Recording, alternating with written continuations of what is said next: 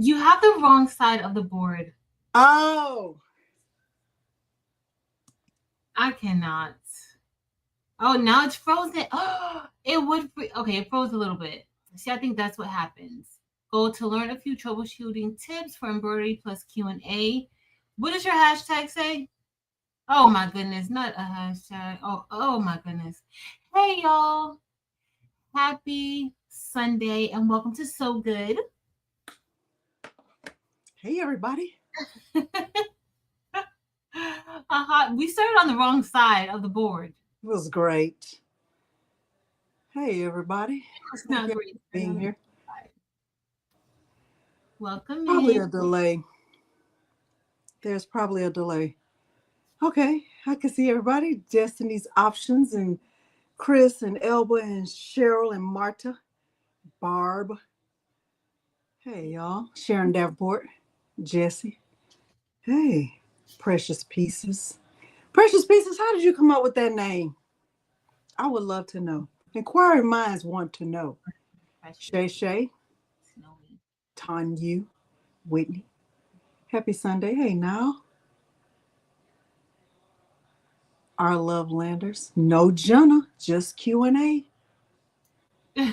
Exactly. Hey, Diane. Kristen understands. That's right. Kristen understands. Absolutely. Hey, Cicely. Hey, Renee.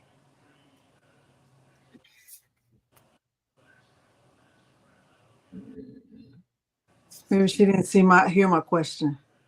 Who? Hey, Rosalind. How did she get that name? Oh, Nomi. Hey, Victoria. Anything is possible. Not true, Shay Shay. Not true. Anything is possible with what? The Jenna. Oh. Hey, Twyla. No, it's gonna be a good day. Hey, Anna. Hi to everyone. So today is going to be very, very chill and low key because today we're just talking about troubleshooting and answering any questions that you have about embroidery.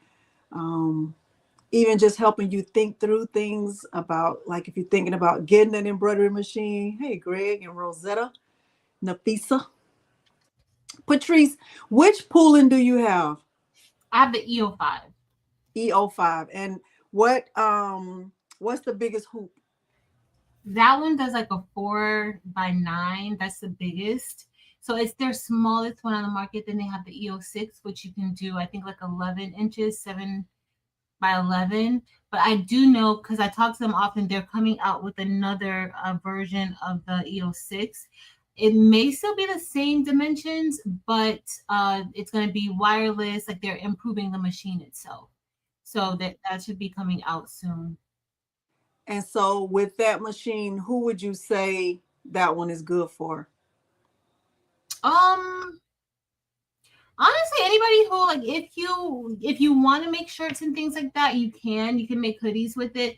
But remember, you're working with an 11-inch wide hoop.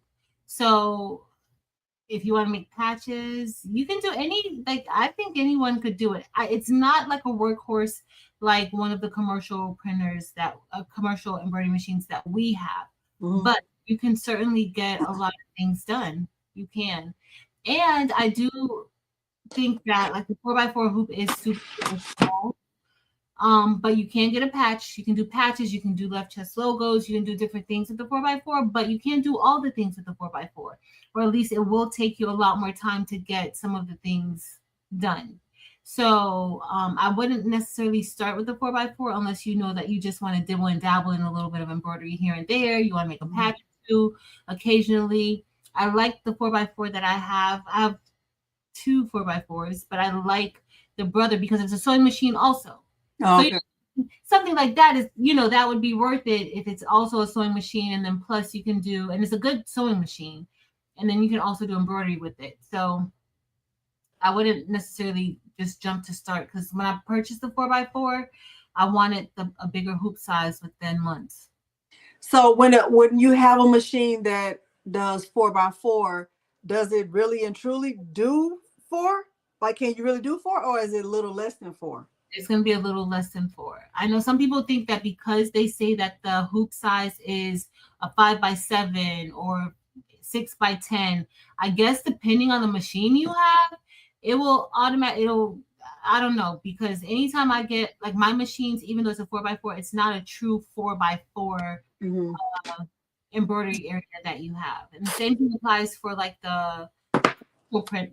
I keep saying printers, the commercial embroidery machines. Um, the hoop size is just that, the actual size of the hoop, but there's something called your embroidery or sewing area, and that's what you need to know. Okay. So I want to show them what 4x4 looks like, because I think that sometimes, and this is just based on the little bit of knowledge that I have, which is not a lot. I'm not even ashamed to admit that. I think sometimes people think if I'm just getting started, then I should start with a 4x4 or a single needle because, I don't know a lot. Well, that's my first embroidery machine. It's the only embroidery machine I have.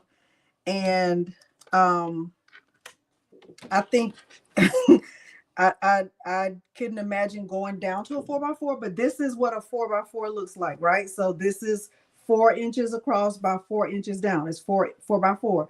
So if you're thinking about getting an embroidery machine and you think, oh, I just want to start with a 4x4, a single needle until I, get my bearings or, try it out or get started.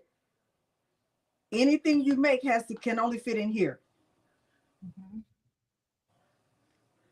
And it can't touch this. It can't touch where this red tape is. It has to only fit inside of this. Mm-hmm. And so the machine you have, this is the Faith in God applique. Shay, you probably do. This was the first one. How much does a 4x4 cost? Like, what's the starting? So when I got my 4x4, it was during a time where it wasn't that expensive. So it was about $300. But now that same machine, even though it's a 4x4, I think it's up to almost $600 now. Let me look. While we're here, I can look it up and see. I think it's about $600 now. And that's just a 4x4. But the one that I have is an embroidery machine, is a sewing machine also. Now they have the Brother Sketch, which I have that too. The Sketch, which I have that too. That one I think is about $499, so about $500 for that one, and that's a 4x4 as well.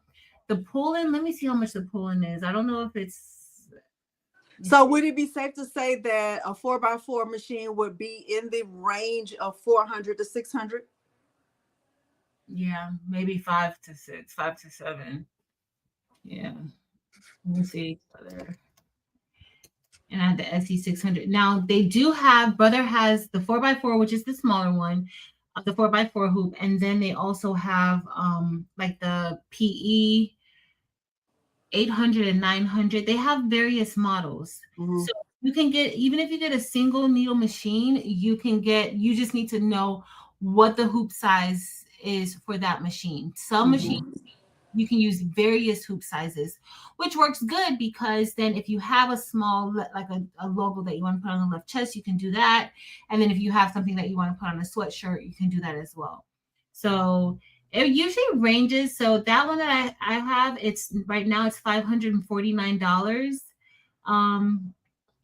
That's what I see on Amazon. And then they have a few other ones. They have a PE 545, but these are all 4x4. So I think the cheapest that one is on sale for $409. Okay. So if you're thinking about it, this is what a 4x4 looks like.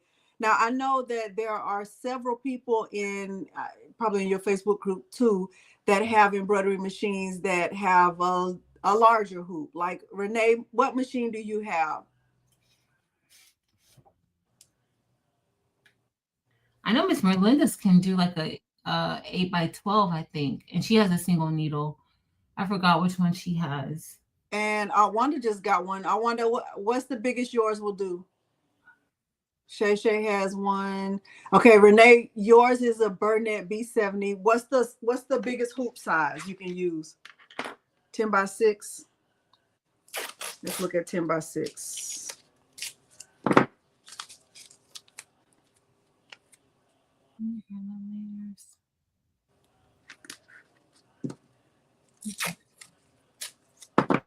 Hey,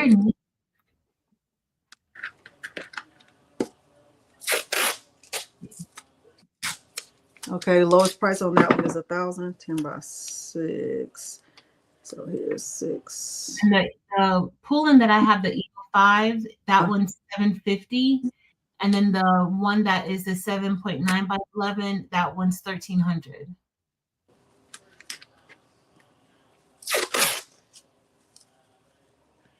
So,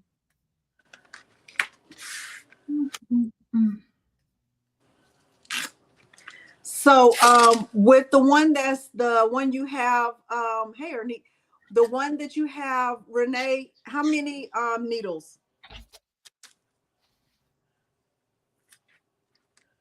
the brunette, that's probably just one. It's probably a single needle. Oh, okay. Yeah, it's not multi. Single needle, okay. Sorry, 10 and 5/8 by 16. That's a pretty big amount of space, Miss Sharon Davenport. Her hoop is a 10 and 5/8 by 16. It's a single needle, but that's a pretty good amount of space, honestly. Nobody's doing anything bigger than that. So this is 10 by 6 right here. I don't know if you can see that good enough, but so that's the one Renee has. She said it was like right at 1,000. It's a single needle. And this is the largest embroidery area she can do. Okay, Ernique says that there's a Brother PR 1055X. It's a 10 needle with 4. That's good. It's a multi-needle. Rosalind said, why would someone want to get a single needle if they already have a multi-needle? Probably because if it's just something quick. Yeah, if it's something quick, if it's not anything major, I mean, if you already have a multi-needle machine, then there's probably no reason for you to get a single needle machine, honestly. But if you want something a little bit smaller that you can pull out, you don't have to turn on the big thing all the time, then you could do that. I mean, it just depends on what you have to do. Like for my smaller things, anything that's like a 4x4, small things, I show patches when we're on So Good using the Ricoma just because that's what we use. But when I'm going to do a quick patch, I'll pull out my 4x4s and get those done with that. So it depends. We have 15 needle. Oh, Creatively Working. She said Creatively Working said they have a Smart Stitch 15 needle. Largest hoop is 19.7 by that's big. Yeah. Because I honestly haven't felt the need to use a bigger hoop than the 11 by 13. Have you used a bigger one? Haven't had to. I mean, having the option is great. Like, let's say if you're going to be stitching onto like a quilt or blanket or something large, a large jacket, things like that. But for the most part, I'm not using the extremely large hoops. Or if you're doing a lot of patches, that would work. Let's say if you have a business and you want to do a lot of patches, then guess what? You take out your huge hoops, you set it up onto the software, and then you can do. So, I mean, there's for everything you have, you can use it. Do you know anything about the Buy embroidery machine? Buy is very similar to Ricoma. To be quite honest, listen, a lot of these machines just have their logos and their names on it. Yep. So they're coming from the same places. And when they're talking to the manufacturers or the warehouses and everything over in China, because I know a lot of people think that just because they have the U.S. name that is U.S. made, a lot of things most of what we have here comes from overseas over in China. Mm-hmm. So what happens is that these big companies, they talk to their companies over there in China, and all they do is tweak a few things, but the base of the machine is pretty identical. But like how this has like a new panel, that's something that they could have been working on with the people over in China to get that done. So that's how that goes. So it's basically the same. Can you get other hoops for the Pullen 05? You might, but I haven't looked into it. It's possible. I haven't looked into getting any other hoops for it, but it has to stay within that those parameters, which is like a 4 by 9.5 or something like that. That's a kind of odd shape. It's just long, 9.25. Nope, I've not used it yet. It didn't come with training, so mahogany? She probably doesn't. That's the one thing that with Ricoma that you get from a lot of, because you can buy these machines directly from China. You can buy a lot of these multi-needle embroidery machines from China directly, but you're not going to get the training. So I know a lot of people are always saying how expensive Ricoma is and a lot of different things about Ricoma, but the one thing that you do get with Ricoma, you get a portal that you can go to and you can get your questions answered without ever having to talk to anybody. You have video tutorials, not from us, but from the people who actually sell the machines. They have video tutorials showing how to use their machines, how to troubleshoot. You also get training when you first get your machines. You get your training that they recommend you getting it, because if you don't go through the training, then that voids your warranty. So you have to go through the training, and then you have a follow-up training, and then you can get extra help. So that's the one thing that people don't realize. Oh, well, it costs so much. I mean, all that stuff costs because there's people behind, in the company behind the scenes who actually have to provide those services to you. So it's generally worth it. Mm-hmm. Yep. I want to say, can you get magnetic hoops for the pulling? I heard that you can. I heard that you can. Not Mighty Hoops though. There's another brand of hoops for like single needle machines. I heard that you can. I haven't seen them on Wanda, but I have heard that you can. Oh, so Mahogany said she learns better with. I mean, I'm assuming it's a woman on hands. Yes, Smart Stitch as well. US hours. Looking at that, one of those hoops will work. Now, the one thing, I don't know where you are located or if you're willing to travel a little bit, but I do know that they are usually at some of the trade shows. And when you go to the trade shows, the reason why I do like going to them is that you can actually get somebody who will help you with certain issues that you may have or to learn about a machine, because of course they're trying to sell you a machine. So they're going to actually go through all of the different steps and processes. So I would recommend, if you ever see like there's a trade show in your area, definitely check them out. Yeah. I'm saying always, and maybe that I'm using the wrong word, but I think it helps when, in terms of crafting, if you think of embroidery machines in terms of cutting machines, right? If you think of it in terms of a Cricut, right? And the comparison that I gave before is like, if you had a Cricut Joy, you would be limited, right? Because you can't do print and cut, you can't make stickers, it's only a few things you can do with a Cricut Joy. And if you were to move up from a Cricut Joy to a Cricut Explorer, you would still be limited in a way, because there are things you can do with the Cricut Explorer. I mean, things you can do with the Cricut Explorer that you can't do with the Cricut Joy, but then you would still not be able to do all the things like what you can do if you had a Cricut Maker, right? So if you think of it in terms of that, it's levels, right? So when you're thinking about getting an embroidery machine, because I think a lot of people have an interest in getting an embroidery machine, but the things that I would say look for are the embroidery area. Hold on, because Milo's about to start. Hold on. Yeah.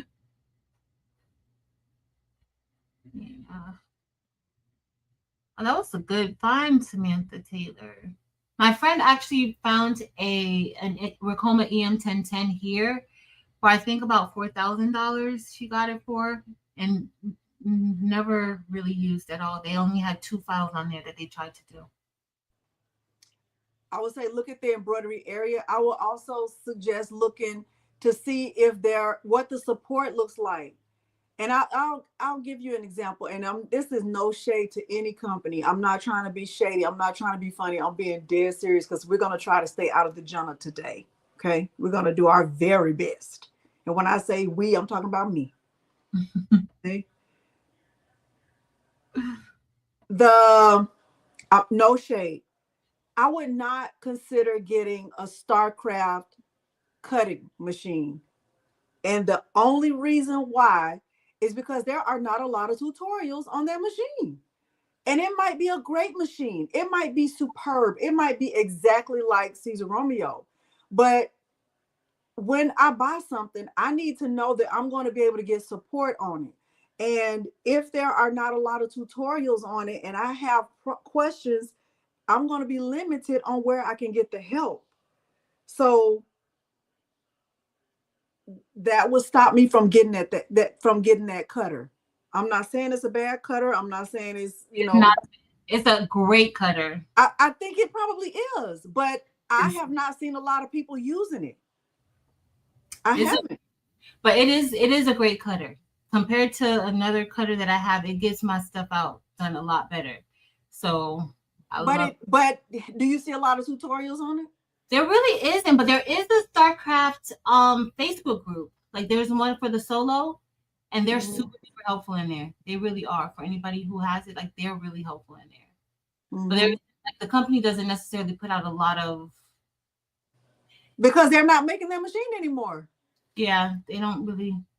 Their thing, it was a really bad time that they had their machine, because when they came out with it and they did a launch, this was before Caesar came out with their cutters, and it's honestly almost identical to the Romeo. Like if you know how to use a Romeo, like the StarCraft, like it's the same thing. So what was is that when they were bringing the machines, something happened to where they couldn't get the shipment of the machines over, and so they did a launch, and then that kind of spoiled the whole momentum that it had. It was really that's what happened when it was like, but everything comes from overseas. Yeah. You kind of at the mercy of, of that. It was I'm sure it's good. I'm using that as an example of, you don't know, because, well, personally, me, I haven't seen a lot of people use it. So like, you have a solo, new, never used it. So like with Ricoma, I know, and I'm not trying to promote Ricoma. I don't work for Ricoma. Please know that. They do have a lot of training that comes with the machine, and when you purchase it in your portal, there are classes that you can just keep taking classes. They keep offering a lot of different classes for everything all the time, and you can sign up and you can ask questions in real time. Plus, if you are in a Facebook group or a group where other people have that machine, you can get support that way. Plus, they also offer training. If you not just training but support, you can call them. They're in the United States. So that's one thing that I really do like about it. Now, have I been on hold for a long time calling Ricoma? Yes, I have. I think I waited 45 minutes one day. I think I memorized the elevator music. Hit the song one more time. It's gonna be some slow singing and flower bringing. You know what I mean? But that's a part of it. And even with Cricut, I think Cricut is a good cutter too. But there's a lot of support for Cricut. You can call customer service. Customer service is really good. With Caesar products, you can call, there is support all around. You found a lot of YouTube tutorials. So I think when you're thinking about getting an embroidery machine, because that's considered as a big purchase, even a single needle is a big purchase. $400, that's a lot of money. It's not chump change. You want to be able to find, I will look for support before I invest that money. Yeah.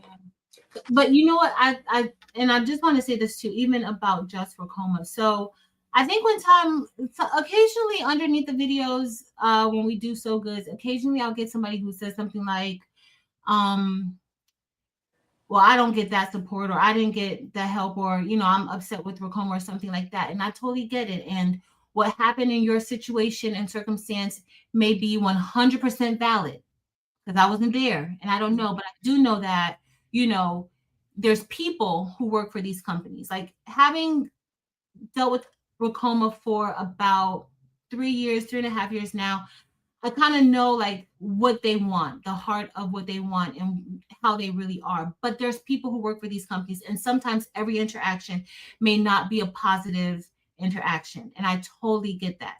But that's still not going to change like how I feel about the company or how I feel about the machine. But I do want to say that some things are 100% valid, and I get it.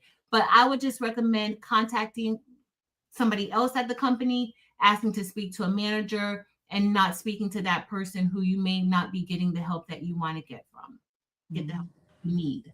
So I totally get that. But I have had, I don't know if you've experienced that, but I've had people underneath in the comments say, you know, that, they didn't get the support that they I felt. think that sometimes they may think we get different support than they get.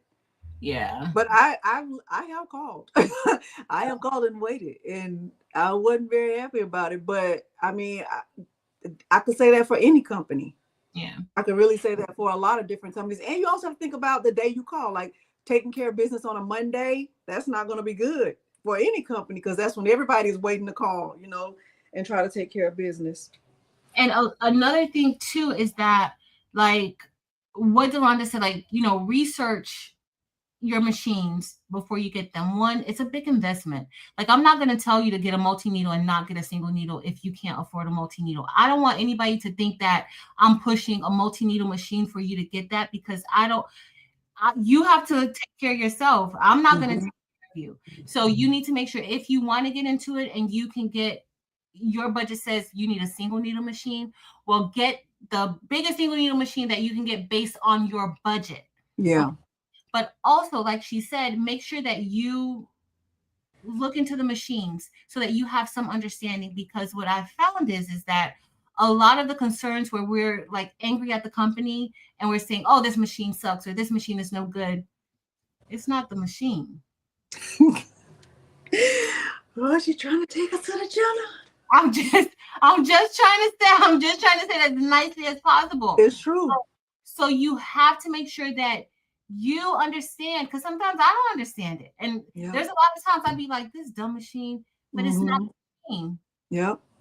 It's me. And It then does. when I come back the next day, then my brain. It's also like that with We Create, right? Hmm? Because you can have a We Create 10 watt, and then somebody else has a We Create 20 watt, somebody else has a We Create 40 watt, and you've never had a problem with your machine, but then you have all these people saying, I hate this machine, it sucks, their customer service is terrible. But since that hasn't been your experience, like you haven't had anything close to that experience, it's hard to even sympathize, because it's like, you know what, I haven't experienced that. And a lot of times it really is the user. A lot of it is sometimes it's user error. And it doesn't mean the machine sucks. Like, because I personally, I don't think I own a machine that I dislike. I really don't think I own anything that I dislike. Do I own machines that take more time to learn? Yes. Did I struggle with my Romeo? Yes, because I didn't feel like I was finding the tutorials I needed to learn as I was going. And maybe because my mind is technical and I need everything step by step, I was struggling, but I was learning as I was going. And I think that's with anything. When you get a machine, you have to put in the time and the work, and you're going to get to the frustration phase. But the important thing in that phase is not to quit. Make some mistakes. You're going to learn a lot in the mistakes.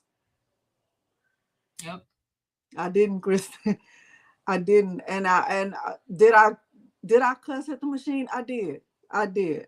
I did. I prayed over it. I cussed at it. I said a lot of stuff I shouldn't say to the machine. It's been abused very emotionally, but it got over it. It's fine now. So it's like, okay, so that's understandable. If you've contacted a company twice, one time, for me sometimes it's too much. Like if I called you one time, I have a message, and then it's a no. So that's totally understandable. And I will pass that message along and be like, listen, people try to contact y'all and y'all not responding. Yeah. Mine too, Meredith. Mine too. Mine too. Another thing I wanted to address is if you are thinking about getting a machine, and like I agree with what Patrice said, don't be in a rush to get, just get any. I don't. Not only would I say don't get a multi needle, but I would also say don't even get a single needle. Don't get any machine until you've really done your research. Now, I did put a document that is in the description. It's the embroidery machine research tool. And I'm going to pull it up so we can look at it together, because I do think it will help you as you are deciding. Yeah, reach out to them, Shay. They'll help you. I do think it'll help you as you are deciding. Let me pull it up.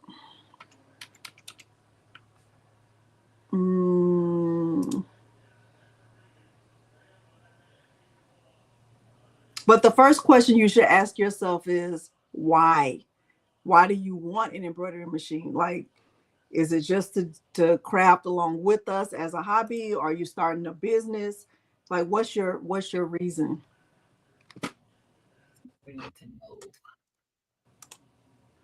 It's important to know why.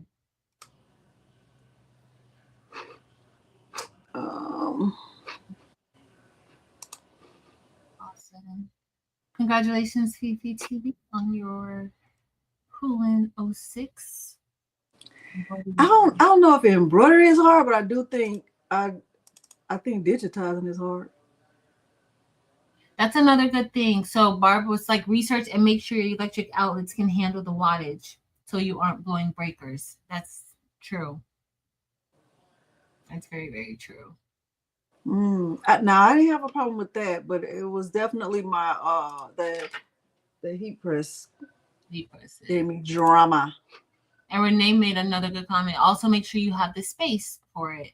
So if you're looking to get a multi-needle, make sure that you have the space, because they do take up a little bit of space. Y'all see how much space that one takes up? And there's different size machines. Brother has, I think, like a smaller multi-needle, so that wouldn't take up as much space, but it takes up space.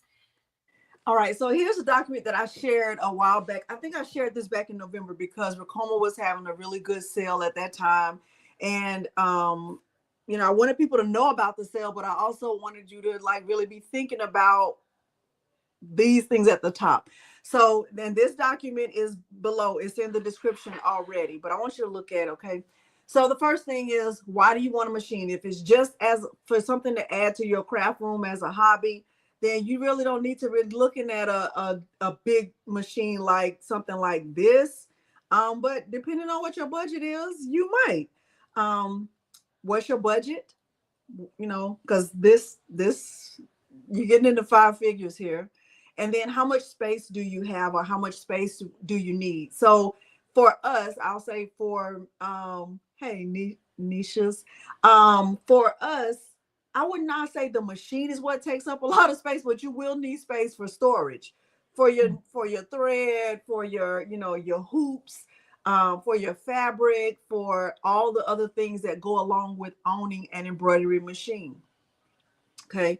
And then right here, just if you look at the document, so at the time, I don't know how much this machine is now. The creator, it's a 10 needle machine, and it doesn't that one have the 10S panel, Patrice? Yeah, they call it, yeah.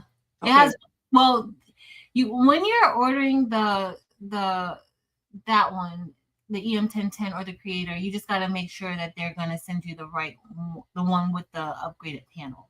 Okay. Because they still have a lot of the ones with the older panel, and some people have gotten the one with the older panel thinking that they're getting the one with the newer panel, and so that can kind of cause an issue, and then they're going to try to upsell you to the bigger machine with the newer. So you just got to make sure that when you're ordering it, you specify that you want the one with the 10S panel.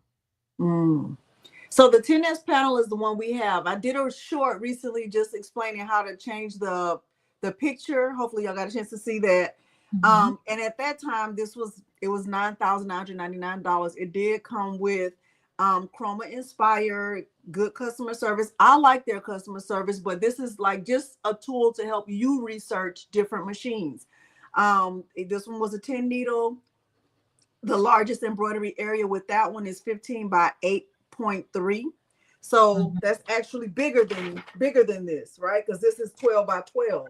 So 15 is three inches more than this, right? And then tutorials coming soon. But really, you could be following along with us. But then for like, so Greg was asking about the buy, right? So you will put that in the buy. What model are you looking for? What is the price range? See if you can find that out. How many needles does that one come with? What's the largest embroidery area? Do they have any tutorials on that machine? What is their customer service like? Is the software included? So these are things you can, be filling in. If you're looking at if you're looking at Melco, type it in, Melco. What's the price range for the one you're looking at? What's the model number? How many needles is the one you're looking at? What's the largest embroidery area? Are there a lot of tutorials that not just tutorials? Can you follow them? Because I've seen tutorials, like I saw tutorials on Romeo, but okay. Customer service. What's the customer service like? And then is the software included? So all of these things are things you should be looking for because you're going to need to know that, especially if you're not getting a machine that you've seen used a lot. Like, where will you get the support from? I have a question. Trudy, are you in South Florida? If you're in South Florida, they usually host, lately they've been hosting like every Friday or every other Friday, like every other month on the first Friday or second Friday, something like that, where you can go in and get hands-on help and look at the machines and talk to the people there. They're the ones who run it. Or if you want to, you can call there and see if there's somebody in your area. Like they have different people around the country who specialize in their machines. So you can see if there's somebody in your area that can come out to help you. Now there may be a fee for that. The one that they have here in South Florida, that is free. You just go to it, you go in and they walk you around, they help you, you look at the machines, and they will like do troubleshooting things with you. But if you want to, if the online help isn't going to cut it for you, then you can see if they have like a support person who can come and train you. They'll come to your house. Mm-hmm. Oh, Vegas! They have ton. Yeah, you'll be able to get somebody here in Vegas to come out. And the Ricoma rep that came here said he lives in Dallas, but he just travels all throughout Texas. Yeah. So now the thing about that, because I have been having a lot of trouble, y'all. If you have been with us on this So Good weekend journey, it was a mess. Y'all been struggling with me. Baby, you've been yes. It was a whole mess. I think all of my needles were backwards. But don't worry about my needles, worry about yours. And they sent it to you like that then. They had to. Wet weekends. That's right, Dims. It was a mess. But he came out and I did have to wait. I think it was scheduled for like weeks in advance. And the day that he came, it was actually on Halloween. It's Halloween.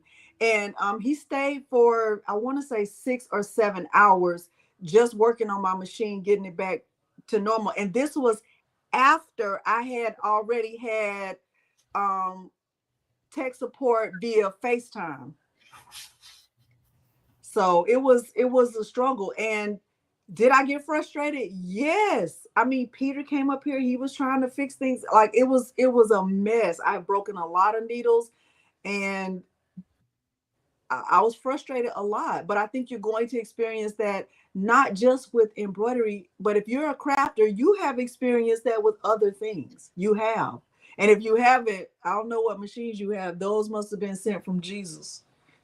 Yeah. You're like, no. This cricket is coming from the Lord. Okay. He don't want you to have no problem. I don't think you really need to know. Well, this is my opinion. I wanted to say, do you really need to know digitizing to do embroidery? Not if you just plan on purchasing files. Yeah. You don't need to know it, but I think it is good to know. At least, even if you never really want to digitize anything or whatever. But even when you're purchasing files, sometimes the designer, it may not work well with your software or your machine, or something may be a little bit off, and you want to at least be able to go in and kind of fix whatever may be the problem. May not be extensive, but something minimal. Like I do think that you need a software. I think that you need something that you can go in, because if you've never opened up a digitized file, an embroidery file, they don't open up on any softwares. Like I can't open up Adobe Illustrator and just open up a DST file. So you do want a software that, even if it's the basic of the most basics. I started out with Embrilliance, and I was able to at least look at it and kind of understand the color layout.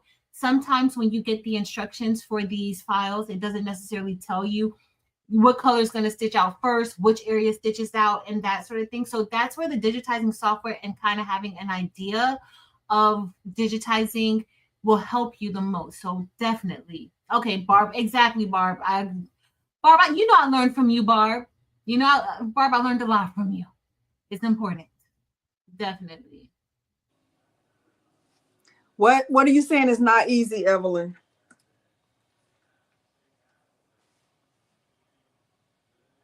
It's not easy. Everyone cannot do it.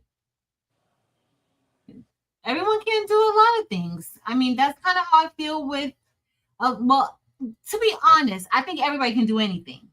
It's just what you are willing to put your mind to, what you're willing to, if you're willing to go through all the blood, sweat, and tears, it can get done. Well, I'm asking, what is she referring to that everyone cannot do what? Oh, being a digitizer? Oh, yeah. Being a good digitizer, yeah, but being a digitizer in general. Yeah. Yeah. But just knowing my stance is, like, when I first got the digitizing software, I didn't have a multi-needle. I had the single needle, but I was purchasing stuff, and I did a lot before I got that single needle machine. I did a lot of research. So when I researched, I looked at Alan from AW Productions. He had the same machine, the 4x4 SE600. He had that machine, and I learned a lot about that machine from watching videos that he did. Angela Jasmina, like there were different people that I followed to kind of understand embroidery, because I really want to do embroidery. But I started out with the 4x4. Also, for the Ricoma EM1010, if y'all looking for tutorials, I would also check out AW Productions, because he has like tons of tutorials on the Ricoma EM1010. But can I say something about tutorials? Uh-huh. This is just my opinion right here, and then we're gonna address Trudy Clay. This is just my opinion right here. Where's my in my opinion shirt? Where's your in? There is a difference between a tutorial and watching someone work. Yes. When for me, when I'm watching someone work, I cannot learn like that. I cannot. I need somebody to say, first, this is what we're getting ready to do. Next, do this. Next, do this. Because that way, when it's time for me to do it, I'll know how to do it. Yeah. But I don't even like to watch somebody like come work with me or come watch me work. I don't want to watch you work. I don't want to. I can just go sit and look at the grass. Like that kind of information does not help me. So that's why when I'm looking at tutorials, I want to see a step by step of the process, because that's how my brain works. Now I'm talking about for tutorials as far as those machines so back in, I would say back in the day, but that was only maybe like 5 years ago. So 5 or 6 years ago, Alan and like they do a lot more work with me now. But as far as like before they started doing the more work with me, they did actual tutorials. So they would break it down. Even for the EM1010, the ST600, Alan actually, he doesn't do so many tutorials now, but before, that's how I learned. Like you would be close to the machine, and he would show you, you know, what to do on this step, what's the next step, how to do appliques for both of them. Now they do work with me mostly, but they did do like their older things, and the machines haven't changed. The EM1010s haven't changed. The only thing that has changed really is the panel on the newer ones and a few little things. Thank you, Elevate. Okay, Trudy, what's wrong with your machine? Don't throw it away. Don't throw it's gonna cost too much money. Throw it in my house. Put it on Facebook Marketplace and get rid of it. Somebody Throw will it right to my window. I'm gonna catch it.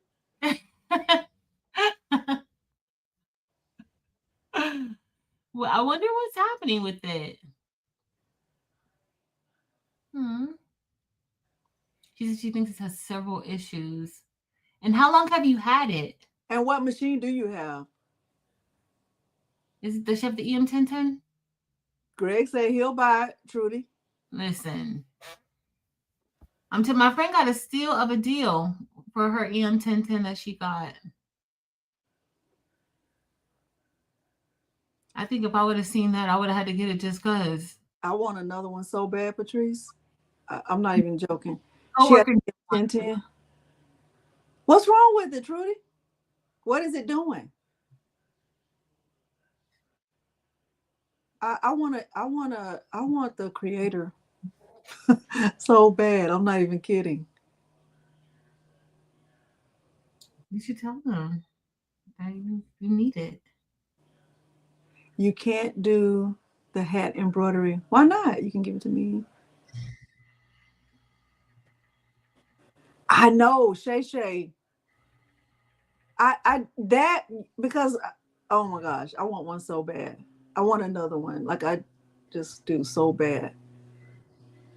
What's wrong with it, Trudy? But she didn't say it. Kristen, he has given up. He has given up. I don't know. So Trudy, okay. So you may want to. Okay, there's a few things. Have you been oiling the machine? If you haven't oiled it, or even if you feel like you haven't used it and it doesn't need to be oiled, I would still go ahead and oil it. I would also check the thread paths, because a lot of that sounds like something is going on. Like if the thread is coming out of the needle, the slightest thing can throw your stitches off. Like you can have a piece, like if the thread is underneath the spool, or if the thread is not in all the correct slots, that's going to throw it off. It's not going to stitch out. You may think like, oh, it doesn't look like anything's wrong, but that could be. The thread path is one of the most important things for you to stop and look at and see. It also sounds like her needles are probably backwards, because if the thread is coming out the other way, that happened to me. My needles were backwards. Mm-hmm.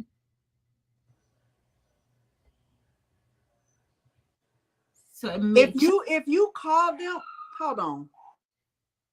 Yeah, they'll FaceTime with you, but that's what it sounds like. And then maybe like with your nesting, make sure that you don't have any other thread, especially if you've had a lot of birds nesting and you've had to clean it out. That means that you may have some thread in your bobbin case area. So I would get the air spray in there, clean it out. The smallest things, honestly, y'all, can mess up your whole stitch out. Like the smallest things. But definitely the first thing I look at, I'm like, oh, let me see if this is, and sometimes, yeah. And sometimes your thread will jump out of place, like if it breaks, and you may think that all you have to do is put it back in the needle. It may have jumped out and it's completely out of whack. So Delonda Milo's still acting up. Sometimes it trims, other times it. So if it's not trimming, then that means that you probably have thread from the bird's nest stuck underneath your plate. So where the embroidery arm is, I know it looks the same. The embroidery arm on this machine and the EM1010 is the same. But where that is, and let me tell you how I know that. Because on my Ricoma EM1010, I had a bird's nest something happened. I had to clean from under it, and then it stopped trimming. Like it would trim, the trimmer would come out and grab it, but it wouldn't trim it all the way. But that was because I had to open up the plate. I had to set the trimmer back on because with all of that thread, when you're cutting it and it's stuck, you're shifting things out of place when you're cutting it and you may tug onto it. So that's what happened. So there's a little thing that you have to, it has to be touching the top. There's a video on Ricoma's YouTube channel that shows you how to fix it. So that's probably all that, but I would definitely call them. They will walk you through that so quick. They will FaceTime with you. And then I showed this, I don't know, a few weeks ago, but this was one of the things that I bought from the Melco site to help with making sure your needles are in the right direction. But like I said, all of my, not all of them, that's an exaggeration, not all of them, but a lot of them were in backwards. And this, you know, putting it on the needle, it'll let you know if your needle is facing the right direction. And this was like, I think it was $9. I want to say it was $9.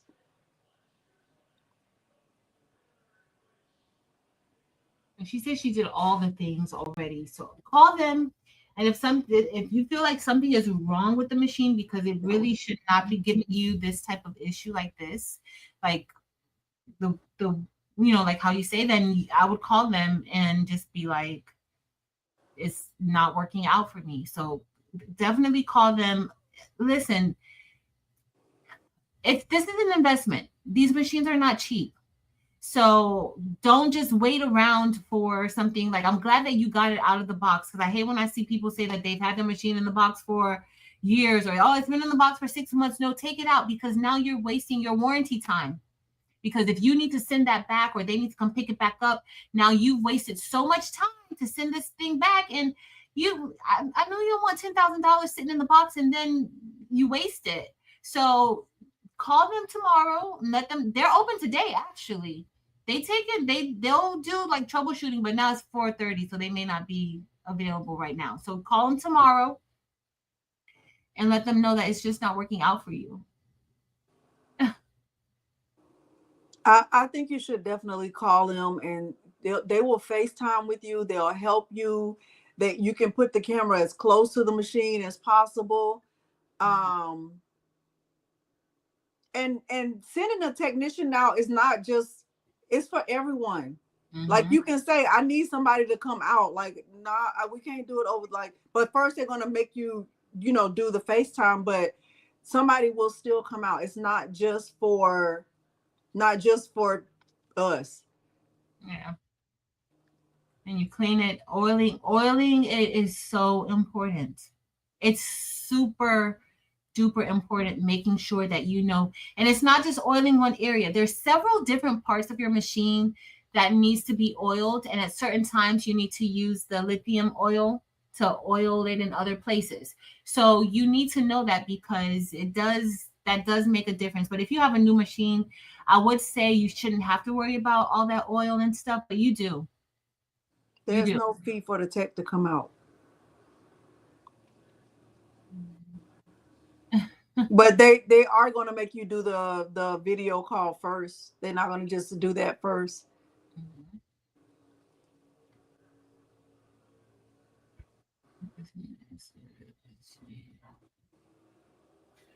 Mm-hmm.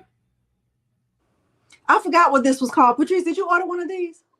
No, and I just exited out of it. I was on the Melco site, and one of my tabs, it was still open from when you sent it at that time. I forgot what it was called, but I think it was like $9. Needle positioner or something like that. I think a lot of people ordered these. It's magnet, right? It's magnetic. Yeah, right? Yeah. You get thread breaks a lot. What kind of thread are you using, Fern?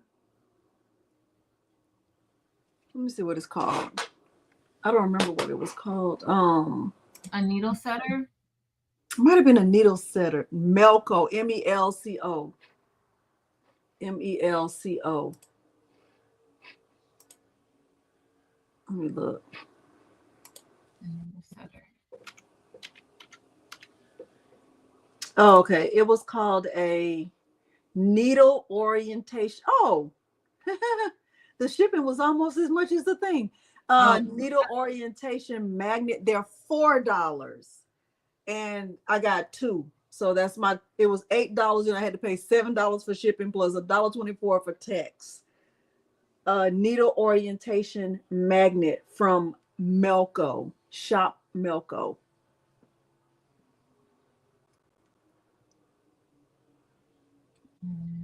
M as in man, M as in Michael. what did she say?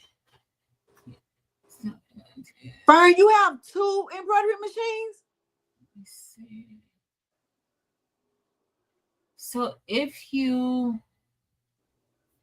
for instance, take your thread breaks are usually your machine is if your machine isn't oiled, like your needles and everything, not the needles oil, but you need to make sure that the presser foot inside of the all in there, that's properly oiled. The thread path does make a huge difference for thread breaks. A huge, huge, huge difference. Switch some things up. If you're getting, like, if you may think it's your bobbin, get a different type of bobbin. A lot of things. Is the bobbin that I buy. Go ahead. I'm sorry, Patrice. No, you're good. And I just bought a new box. And now the Madeira thread comes with the machine. So that's probably a good thing. She said she doesn't get, yeah. Really now? Rosalind, when I get a bird nest, I use this.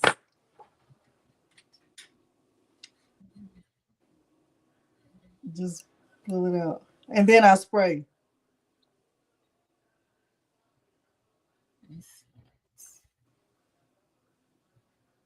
You know, the cricket thing. I don't even know what this is called. A tweezer?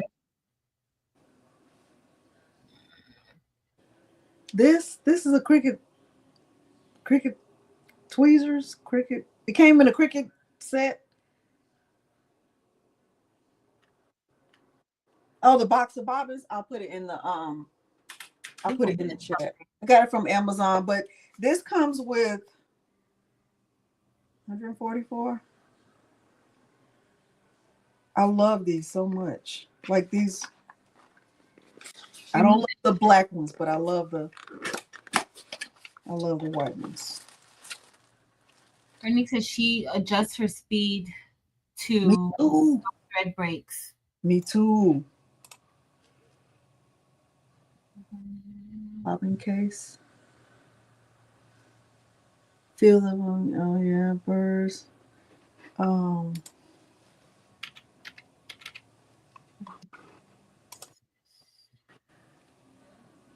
This one was, I don't know if this is even a good price. It was $45. Niall's asking you what's wrong with the black. I feel like it's stiff. I got this same brand, but I just feel like it's stiff. That's a great suggestion. She said to use a mascara wand, some of the disposable mascara wands to clear out birds' nests. That's a great suggestion. Victoria's asking, will your Faith in God design fit inside of her 8x13 Mighty Hoop? That's the black. I haven't used them that much. This template comes in 2 different sizes. So yes.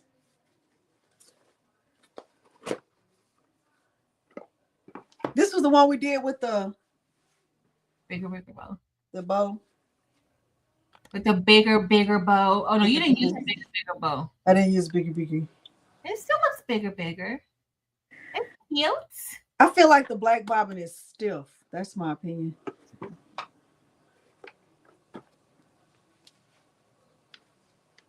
Anything? Any other questions? You buy the same bobbin? What else? The thread, I don't know. Mascara wand. Yeah. So I like this bobbin because it's magnetic and there's really, really one right way to put it in, because you can see the magnet on this side. See, it's black. And then on this side, it doesn't have that. So I know when I put let me get the bobbin. Okay. I didn't show y'all the patches Miles did last night. Oh my gosh. Mm-hmm. He did such a good job. The barber saying make sure your bobbin is inserted correctly into the bobbin case. There's a certain way the thread needs to pull the bobbin. Yes. And make sure the bobbin case doesn't need to be replaced. Rosin, I only thread my own bobbin for my single needle machines. Outside of that,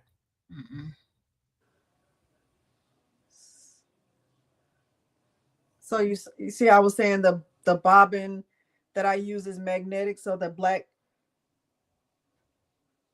This this came with the machine. It's the bobbin. The bobbin is what's magnetic. Like the bobbin latches on. Well, which mighty hoop do you have, Fern?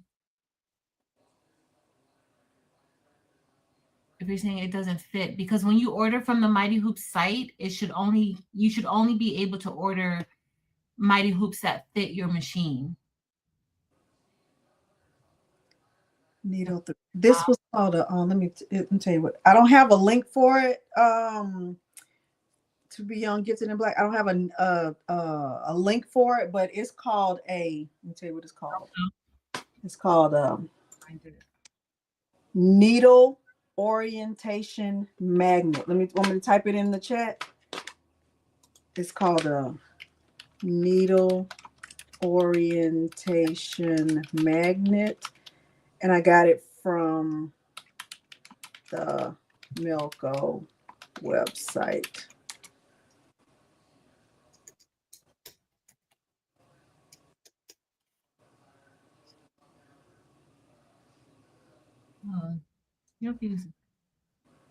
Fern, when you went to the Mighty Hoops website, I think we talked about that last. When was it last week or the week before that? Maybe it was last week we talked about it. I think. Like, my question more so is, you said it's not fitting. Why is it not fitting? Like, is it not fitting? Like when you put it onto the embroidery arms, does it not go onto the embroidery arms that way?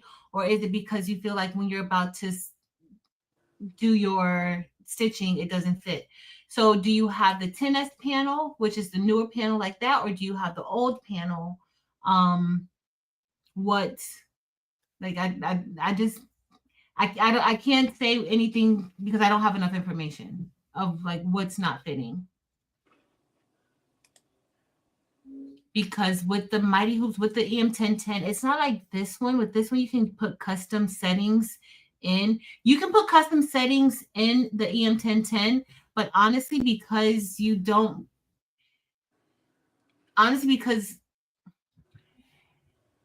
you'll have to reset your hoops if you change the settings of those hoops. It's like you'll have to adjust a hoop that's already there, one of the preset hoops. And I really wouldn't recommend that unless you're super comfortable with your machine and knowing how to do that. The left side doesn't fit at the last end. Oh, then you probably need to contact Mighty Hoops and tell them that maybe they sent you the wrong arms. Like if you selected the correct hoop, then you probably need to. You should have been over here.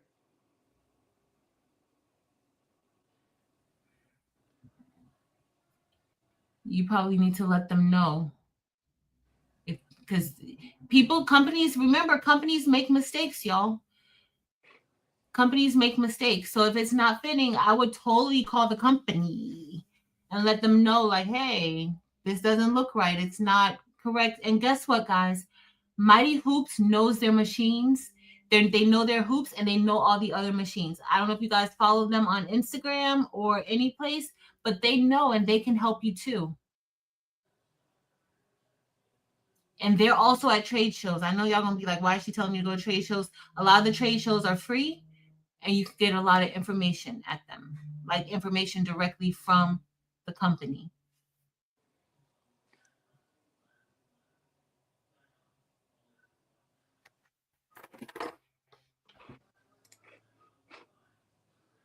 So with the bobbin, I'm gonna make myself bigger for 1 second.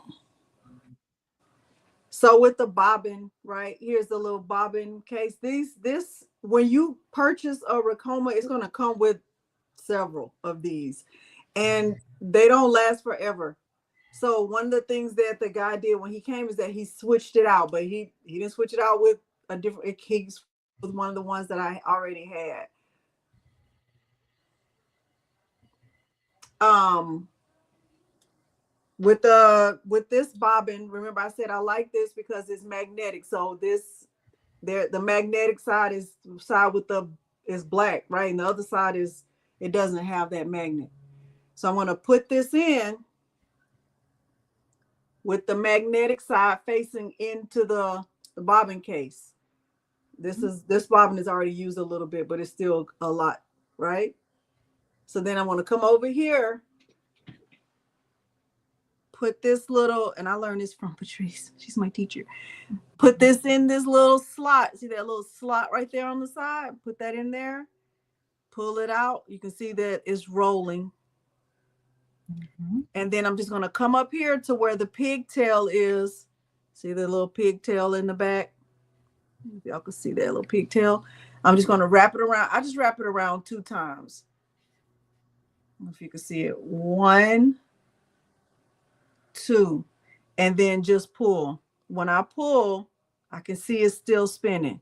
And then I let mine out like that. So when I put this inside my in the machine, this string is still hanging down. This bobbin is still hanging down. And a lot of times when if I get an error on the machine, it's like whatever, thread break, I'll press the cut option. Then that's the first thing I'll look at is to see if the issue is the bobbin. Awesome. Barb made a great comment, and I didn't even think about that. So with them, if you put and they can send it to you that way too. But the brackets, make sure that you have the brackets on correctly, because some of my mighty hoops that I got, I've had to put the brackets on myself. So I don't know if you had to put the brackets on yourself also, but if you had to put the brackets on, like Barb said, make sure that they're in the correct orientation. Because if you don't, then it will look like you have 2 right brackets. So just make sure that Barb, girl. But they also, if you are getting the mighty hoops, it'll tell you. It'll tell you on the bracket.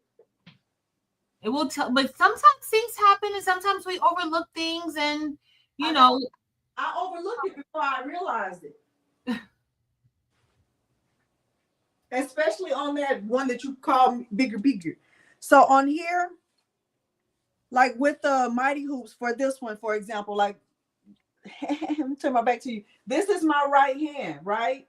And so when I'm facing my machine and putting my bracket in, this is my right, this is the right. With the Ricoma, with the machine I have, I know that this U shape is always going to be on my right, but it doesn't look like that for every machine, right?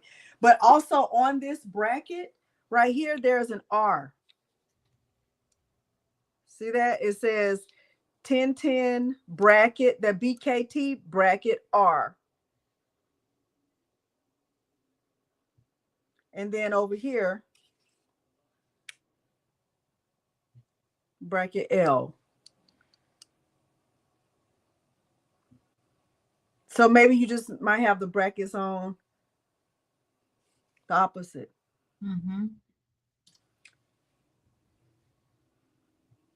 Maybe just check it, and then call them. Hey, Evie. I think Evie said something earlier about something. What did she say? Oh, hey, Marilyn. Brackets need to be on. Yep. You never noticed that, Fern? I learned that the hard way with that long hoop that Patrice was bullying me about.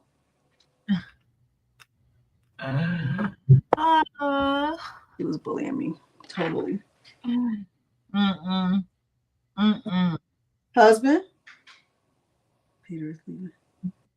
My machine uses 2 different bracket between hoop size.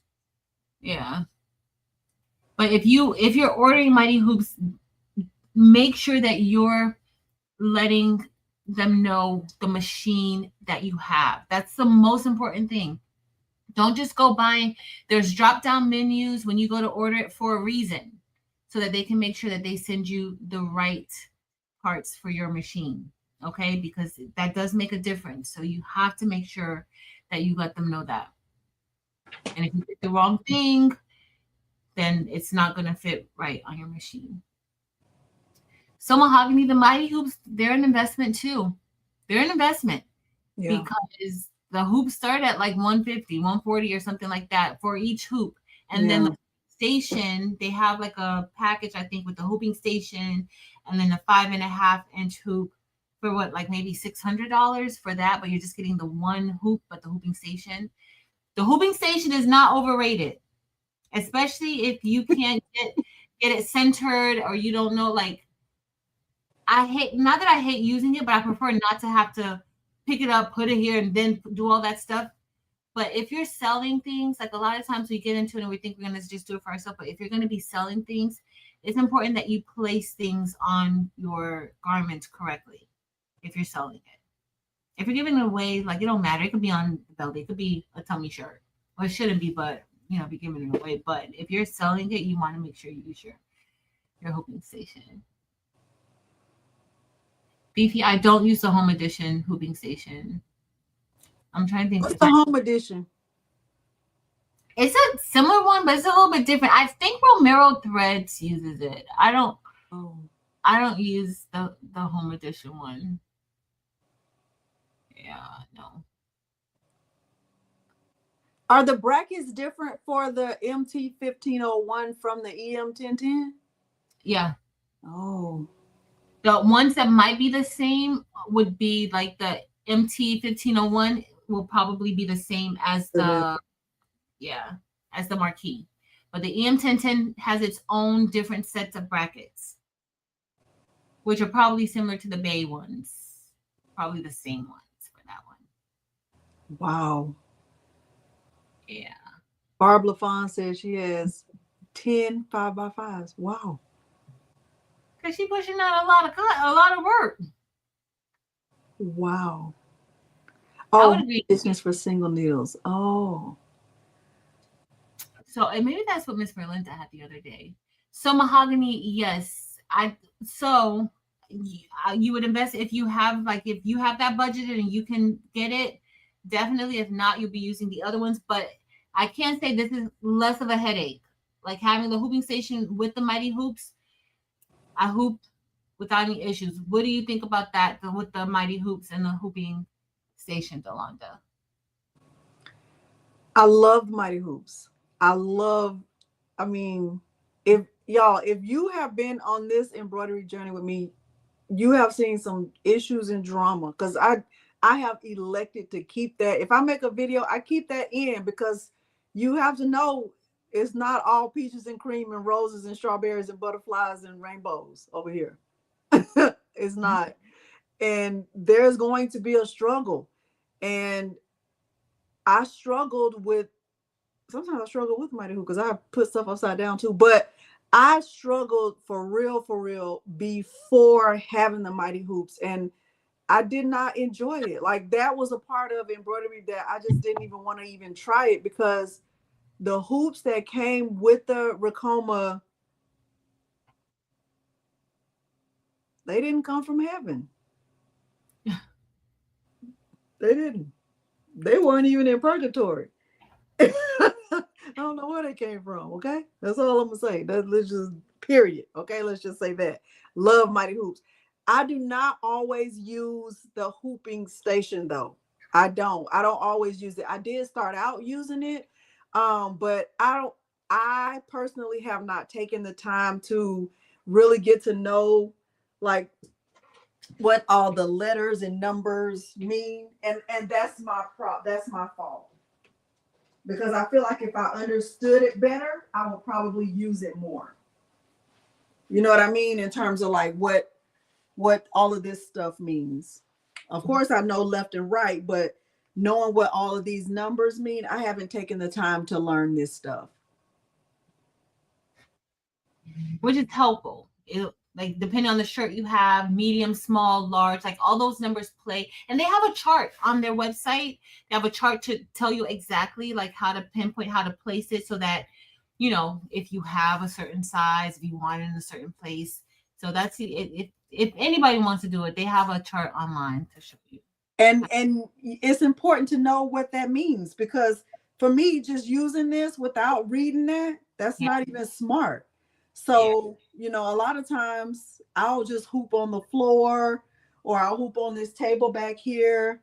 I don't always use this because I have not taken the time to read this. Now, if I did and I had a better knowledge of it, I'm being honest, you know, I'm gonna tell you the truth. Yeah. If I had a better understanding of what these mean, I would use this more. I think I would. Yeah. But that makes sense. But you still line your stuff up correctly, like to make sure. So I mean, it can be done. You know, if that's not in your budget right now, and you just want, you know, I just need a hoop so I could make my sweatshirts or whatever, then you could do like how Delonda does it. I don't think. Miss Dee Dee, so in Brilliance, is it good for beginners? I'm gonna say any digitizing software that you're going to be starting out in is good for beginners, because they're all basically teaching you the same things, like depending. Now, just know that Embrilliance is not free. There aren't many embroidery softwares that are free. Like, I don't know any that are free, really. But you're going to be paying. Embrilliance is almost like you're going to keep paying for each level 1, level 2, stitch artist, patch artist. Like, you have to keep paying for anything you add to it. You're going to be paying for it. Now, it's not cheap, but you're not going to be paying a subscription service. So once you own Embrilliance, you own that level. And then when you add, you own that level, you own it. You don't have to keep paying a monthly fee for it. So when I say it's expensive, it's expensive on the front end, as opposed to getting like a subscription service, which it pains me to say that Ricoma is a subscription service now. It wasn't before, but now it is, where you're expected to pay for that monthly. So now you're paying thousands of dollars every year for the software, when before you could get it for that flat fee and you own it. So, but Embrilliance is going to cost you, but is any digitizing software is worth it. Is Embrilliance easy to understand? Would you say it's easy for a beginner? Okay, so this is what I'm gonna say. We need the truth. We gotta speak the truth to the people. You need to know how to use a computer. If you don't know how to use a computer, if you don't know basic word processing things, like how to if you don't know any of that stuff, I would recommend learning how to use a computer and the basic functions of a computer before you dive into something like a digitizing software or even a graphic software, because you're going to get it and all that stuff is going to be foreign to you. So before and then you're not going to use it, because guess what? Oh, this is too difficult for me to learn, because you haven't learned the basics of just that. So I would recommend, if you know how to use a computer, before you purchase the software, go online. There's so many tutorials for Embrilliance. There's tons of Embrilliance tutorials. There's tons of Ricoma tutorials. Romero threads. I can't tell you guys enough about Romero threads. You will learn a lot. Just basic terminology. You're going to have to learn the terms of what you're doing. You have to learn it. Like, some people just want to go ahead and just dive right in and say, oh, I'm going to do it. But you don't know what a satin stitch really is and how that looks. You have to learn those things before you dive into it. Now, can you get the software and learn as you go? Yes, but you have to be willing to not think that you're going to be creating digitized designs and you don't know it. So you have to take that time out to learn it. Research beforehand. Look at Embrilliance tutorials. I think Embrilliance even has a YouTube channel. Ricoma has a YouTube channel. If you're going to get and guess what? If you're going to be getting a a Ricoma embroidery machine, you're going to get 1 year of Inspire. I think that's the basic digitizing software that Ricoma has. You'll get 1 year of it. Take that time out to learn the different things, because you can transfer what you learn in that software to in Brilliance. You really can. It's vice versa. So I don't think anything's like really, I wouldn't say it's easier. I think Chrome is a lot cleaner of a software. I do think that. But I wish there was a like trial period, you know, like to check it out before you dive in and pay a big fee, you know? Yeah. Yeah. Yeah. I don't know. I find it hard to find tutorials that I like, because I need to see everything. I need to see everything. I don't want people to just tell me what they did. I need to see that they did it. It's hard for me to find tutorials that I like on anything. Yeah. And honestly, with the Chroma, here's another one of my opinion. The tutorials that are included with your purchase are better than the ones that are on YouTube, because they really get in close and show you the stuff. So And because people don't, and that's what I'm trying, like I try to explain to people, like I can teach you how to use your Ricoma better than Ricoma could teach you.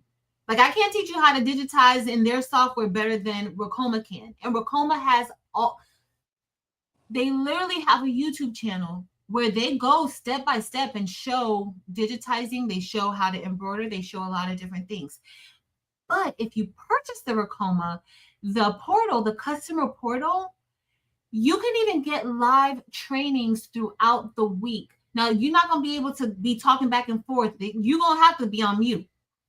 But it's going to be, you can ask your question inside of the chat, and they'll as they get to it. But they literally walk you through all the different, they have a puff tutorial, how to do the puff designs. They have, if you're a beginner, they have all of that on the portal, and you can sign up for that weekly as many times as you need to.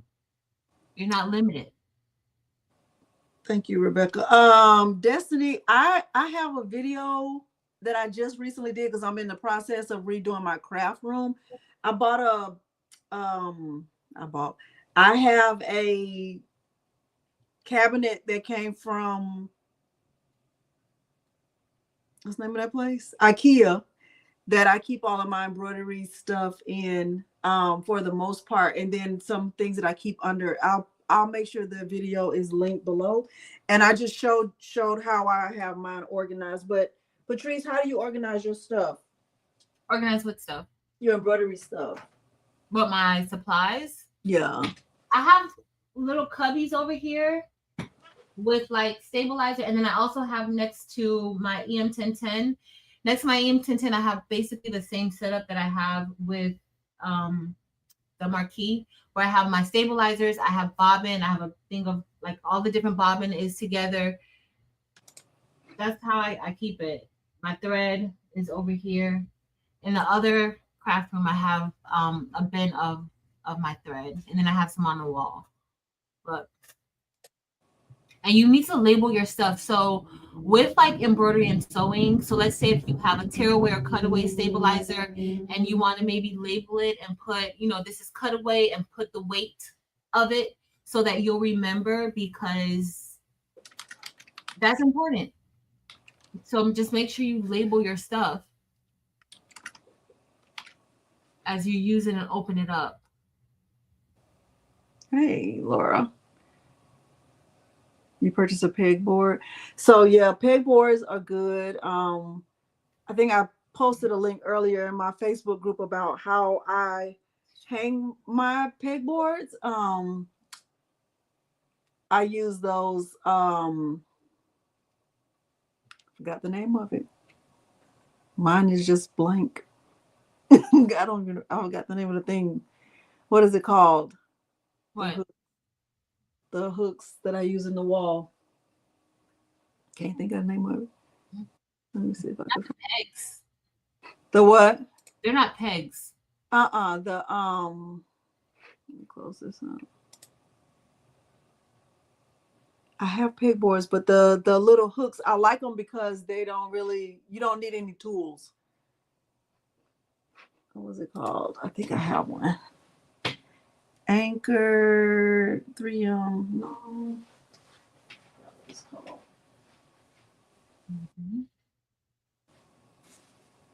I always forget the name of these things. Oh, Dee Dee. But why? I don't know if Delonda saw that. What? She said if she had known it was all of this, she does not think that she would have gotten into embroidery. Oh no.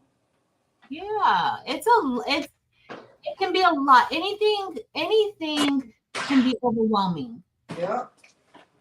So you just have to feel it out, see what you want to do, and hopefully before you got your embroidery machine, you kind of had an idea of what you wanted to do, right? So stick to what you wanted to do. Stick with what you purchased it for. And then once you have that mastered, then you can go into other things. I know we come on and we show a lot of different things a lot of times. That's why these types of lives are really good, just to slow everybody down. But just kind of, stick to what you think about why you purchased it. I don't want any of you coming here trying to purchase a machine just because you see us using it. No. What is your reason for purchasing it? Like, why do you need it? What are you going to use it for? And now once you think back, but what you want to use it for, not what we show you weekly, then focus and master that. Once you master it, then you don't have to start digitizing right away because because you have a machine. There's several people who will digitize for you if you have something special. They have digitizing services, or you can purchase pre-digitized files on Creative Fabrica. And then until you start feeling comfortable with it and the process, then you can, start including digitizing if that's what you want. But I don't want you to feel overwhelmed. And if you've already invested in a machine, girl, we got to use that machine. Yes. Got to use it.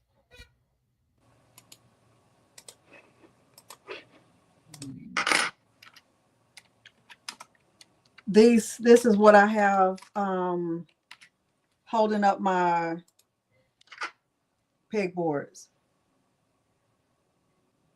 Those brackets? Yeah, it's called a claw. So you just really, you don't even need a tool. You don't need any tools at all. You just stick this in the wall, and then the pegboard is hanging on this. This one is a 45 pounder, but I have some 25 pounders, I have 15 pounders. So even for my pegboards that's over here, they're all hanging up with these.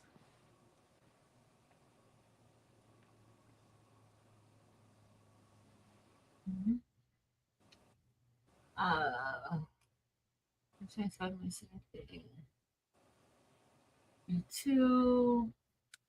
do want to explain something about when y'all say, I use your link or whatever. So Patrice has a link under her channel, links under her videos. I have links under my videos. If let's just say we were on Patrice's channel and you clicked on the link to contact or have Ricoma contact you. Either you clicked on Patrice's link, the link that's under her channel. It's the first link you ever clicked on. If you make a purchase with that link, Patrice will get an affiliate credit for that link, for your purchase. If you click on the link from Patrice's channel, but you don't make a purchase that day, and then you go back the next week and you click on my link, the purchase will still go towards Patrice because that's the first link you clicked on. That's how that works. If you click on another content creator's link that's not mine or Patrice's because you saw them doing an embroidery tutorial and you liked it, that content creator, whoever you clicked on first, that's who's going to get the credit for that purchase. Okay, so please know that. It doesn't matter to either one of us how you do that, but just know if you are clicking on somebody else's link outside of either of us, that's who's going to get the credit for that purchase. Okay. Yep. Yep. Organization book for embroidery studio organization, 6 easy steps, the stitching sisters practical guide, especially for organizing all your embroidery items, trying on other things at once. Do you do your own digitizing or source it out? Careful about clicking on anyone's links that I don't know. Yeah. So people will say, "Oh, Delonda, I clicked on your link, and I can see that you haven't." Just want you to, we can see that, okay? Because it'll show in our portal. Or somebody's like, "Oh, can you help me?" I'm like, "I can, but I know you ain't clicking my link." Correct. I ain't clicking my link.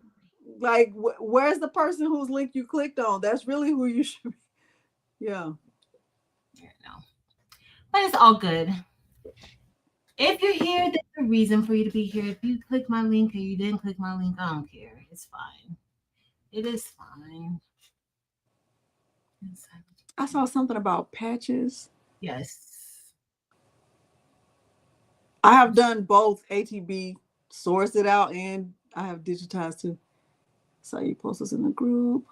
Oh, sipping crafts. I love these things so much. I love these so much. Every pegboard that I have is hanging on these. Every pegboard I have. And they're sturdy. And they're sturdy. So like there's no hole in my wall. And when I get ready to take them down, I just pull it down and pull this out of the wall.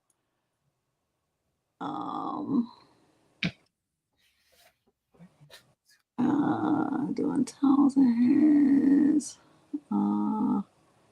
Needs embroidery storage. It does take up space. I just want to do patches. It looks so easy. Dee, the easiest thing to do is just purchase the files. Purchase the files.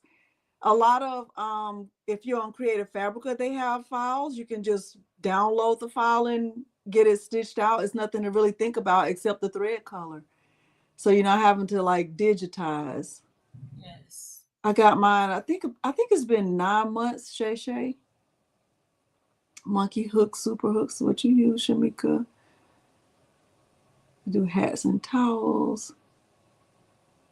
Thumbnailer component. What's that? She was asking Sharon Davenport. Budget allow the space.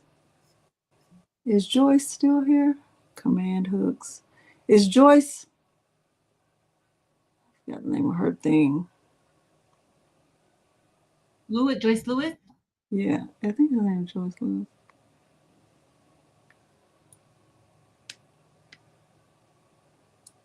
So if like with them, because about links, if you look under the video, there's a link to purchase a Ricoma or even to visit the Ricoma site using my link. But if you have already clicked on a link before today, like you clicked on Patrice's link or you clicked on a different content creator's link previously, however, however you say it, whatever link you have clicked on the first time you contacted Ricoma, that is who's going to get the sale. You can say, I was on Patrice's site, I was on Delonda's site. You can say that 25 times. But whoever link you clicked on the very first time you contacted Ricoma, that's who's going to get credit for that sale. Yes. I do want to say, though, like, we're not the only people showing Ricomas or how to use it. There's a lot of people showing. So I don't really stress too much about the links because I've been doing Ricoma videos for 3 years now. If you clicked on my link last year because you saw me doing a video 2023, I think the links last for 6 months or a year or something to that. Like if you click it, it's not really a big deal because I know I'm not the only person showing you guys how to do something. So it's not really major for me, but for content creators, it does matter because sometimes they'll get a credit or something will go. Y'all know how affiliate links work, but this is not just a Ricoma thing. This is also with the Amazon thing. Like if you go in the link and you see me post something about some heat tape that I use, but guess what? How am I gonna get mad with you if you go and post it, if you go and click Marilyn's link for heat tape, because I know Marilyn talk about heat tape all the time. Because she uses it a lot. She uses it a lot. So I'm like, that is, a lot of us have different, like, we add value to the community by showing how to do it. So if you click on my link, thank you. I love you guys. If you don't, it's fine too. It's not a big deal. Oh, wow. Beloved angels, do you mind if I show some of your patches? Embrilliance Essentials, Stitch Artistry, Density Repair. You now have Embrilliance Essentials, Enthusiast, Stitch Art. All of that with Embrilliance? All that you're talking about? That's all included. Oh, okay. So it's just like levels of stuff you can buy. Yeah, like you got to keep, so you start out with one thing, but you may not be able to do, like, you're not gonna, it's not like you're gonna buy it and you're gonna be able to do everything with it. So you kind of start out like as a baby. Maybe you can open up the file, you can look at it, you can maybe reorder, and then it's gradually you start being able to, as you purchase more components of it. So it adds up. It does add up, but it's yours and you don't have to keep paying for it every year like you have to do now with Chroma. I don't like that. Okay. ATV, I generally digitize all my stuff. Like, I don't pay to digitize.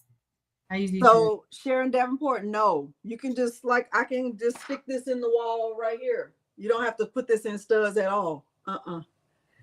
And I think it was, I don't know who it was that was saying about patches. So y'all, some of y'all know that my son Miles, he does take orders like from people for different things. So one of the people who ordered is Beloved Angels right there. She ordered some patches from him. Miles doesn't know much. He knows how to add a file to the machine. He knows how to do basic kind of digitizing stuff. He knows how to hoop. He knows how to use a file. So really, if you have an embroidery machine, all you have to know is how to add the file to the machine and choose the colors. So these are some of the patches that he did that he's working on. So she just said, you know, she told him what color she wanted, what color of felt, what color of satin stitch, what color of thread, whatever, and he's just following her lead. Now with him, he uses let me see if I can find it. He's using a document that they have to fill out to say these are the colors, because he's not a mind reader. And you can't just decide on the colors for you. Let me show you. But he's not an expert. He's a baby beginner. So let me give you an example. So like right here is the document. So right, she wanted a pair of scissors. She wanted white felt. She wanted the handle to be violet. She wanted the blade to be in gray. She wanted the inner outline to be black. So here are the scissors in the colors that she asked for. Now, the way that you have the form, can you explain? Because that's very important to do it. Like, that kind of goes with the order of, or the stitch layout. But that's important. Like, if somebody wants to do it, like how you have that form, it makes it easier. So that you'll know. So that doesn't just work just for if you're selling, but if you have designs, like, that's a great form to have. And that helps him because he's not trying to figure out, well, what color did you want here and what color did you want there and what did you say? Like that whole back and forth thing, that's the number one reason why I don't do sales, because I don't have time to be going back and forth about what color did you say and did you want this or did you want that? Like, no. So the document is everything, because he can tell what you want just by what you type in and not having to go back and forth. But even for some, and I was saying that not to promote him, because that's not my goal to promote him. I'm saying that for you as a beginner, you can do the same thing. If you have an embroidery machine, all you have to decide, like if you were making this file came from Creative Fabrica, right? So you would download the file, save it on your flash drive or your whatever, and then you would, once you get the file to your machine, you would be deciding what color thread, what color thread do you want on the handle? What color thread do you want on your satin stitch? What color thread do you want for the actual blade of the scissors? You understand what I'm saying? You can do the same exact thing. Mm-hmm. Do you have the booklet for candle thread? Because that's another thing. Like, you see how he has his list and he has his spreadsheet of what colors belong where. So if you have a customer, or you yourself, let's say it's a logo that you're trying to get the colors for that, or certain sports teams, the book that Candle Thread sends to us with all of the different colors, you can have your customers, if you're looking to get a customer, you can have your customers look at that, and then they can select the color thread that they want. Mm-hmm. So you see how that is? So, and that's the actual thread. So that's the color that you're gonna get. So it's different. Like if you say, okay, I just want a blue.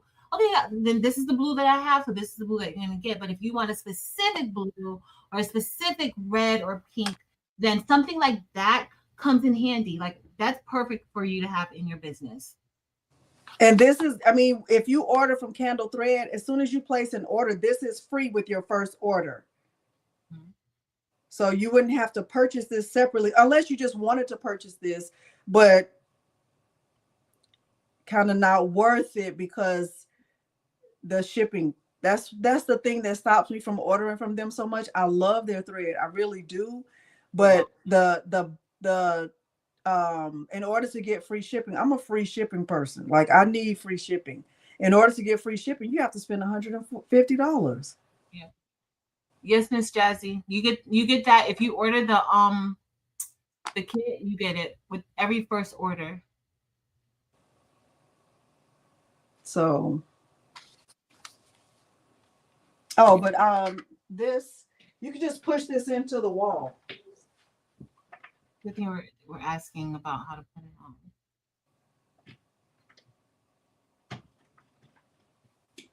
I don't know if you can see it, but it's in the wall. And so if I had a pegboard to hang right here, I could just hang it. That's very cool. Bring those guys for custom parts. Yes. So like Eve said, keep in mind, if you show that to your customers, you may end up ordering thread regularly for custom color requests. Just a lesson learned at that point. But you charge. So if somebody wants a specific color, that's perfectly fine with me, because they're gonna pay for that thread. They're gonna pay for that whole spool of thread. And guess how much that spool of thread costs? $5.50 plus shipping. So that's Mm-hmm. added onto, if it's something that I don't have, because you're gonna have to account for that anyway. So that's, they have to pay for that. They got, like, that should not come out of your own pocket. But she wanted, so she's sticking with the like purple, baby blue, pink theme. So all of her colors are going with that theme. That's cute. Those colors look good together. I know Evie likes those scissors, those purple scissors. That looks so good. No, these are not my, I wouldn't be going with this, but do your thing, Joyce. We know what you would go with. So Shamika said that your coupon code, and don't forget, Delonda has a coupon for candle thread if you want to get candle thread. It's this Delonda. was your file, but she didn't want the. Did you see I bought this last night? She didn't want the mosaic. Oh, she just wanted it all create. Yeah. Cute. That's cute. But Shamika said that your shipping code helped to offset not your code helped to offset her shipping costs. Oh, good. So I have an order started with them, but I haven't finished because I'm trying to get to 150. Because, oh my gosh.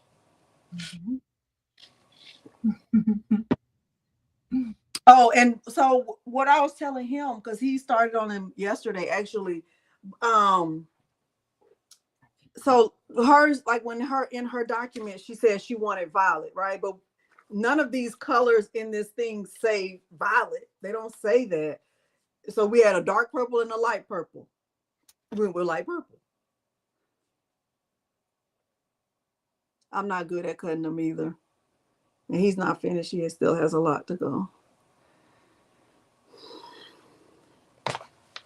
Oh, he has more patches to make too? Yeah. He's asleep. We always go to sleep after church. It's so nappy nap. Keep going, JJ. That's right.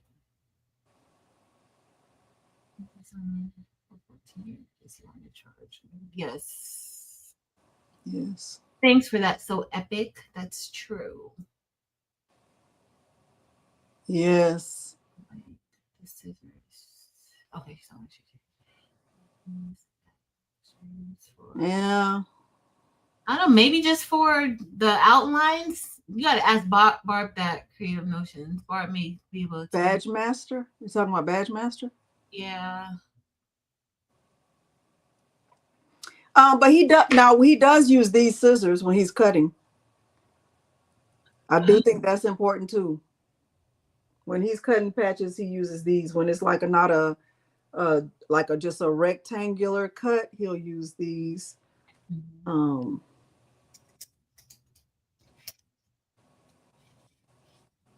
that white felt has come in handy. Do what? So there's that. But I think having the colors has made it go faster for him. Yes. So he doesn't have to think when somebody wants you to decide the colors or you to just like it's just like if somebody wants you, oh, I want a Mother's Day shirt, but you just go ahead and do it. It's just too much for me to have to stop and think about what you might want. And then what if I make something or design something that you hate? Yeah, no. And he's left-handed. He's left-handed too. Sharon Davenport, he's left-handed. Mm-hmm. Isn't the XOXO one in your store? I think so. I think it is. I think it's inside on the website. I think that was the easiest one to do. I think because it didn't require anything. So cute. That's super cute. Super cute. J Mama, that was from Alibaba. You're talking about this. This was from Alibaba. Oh, that's cute. Yeah. Tell your daughter y'all gonna be in the hateration. What didn't I tell y'all? What did what's the name say? Won't need no hateration in this dancery. Thank you, Diane. Yes. God's favorite. That was I don't know if she put that in her store, but that was one of the older ones. Yeah. Patrice did that one as a giveaway a long time ago. It was on sale. I don't remember. Yeah. It might be. So a lot of times for So Good, we'll do, if you're new here and this is one of your first times ever looking at So Good, occasionally we'll do like a design or whatever project we're making. If it's a project that we're making that we purchased from someplace else, we'll have the link listed so that you can purchase it too. Or if it's a project that we designed and we're just making it, we'll offer that design too.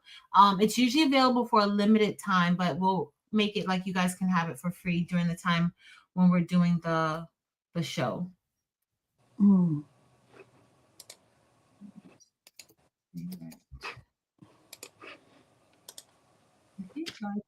These are the scissors.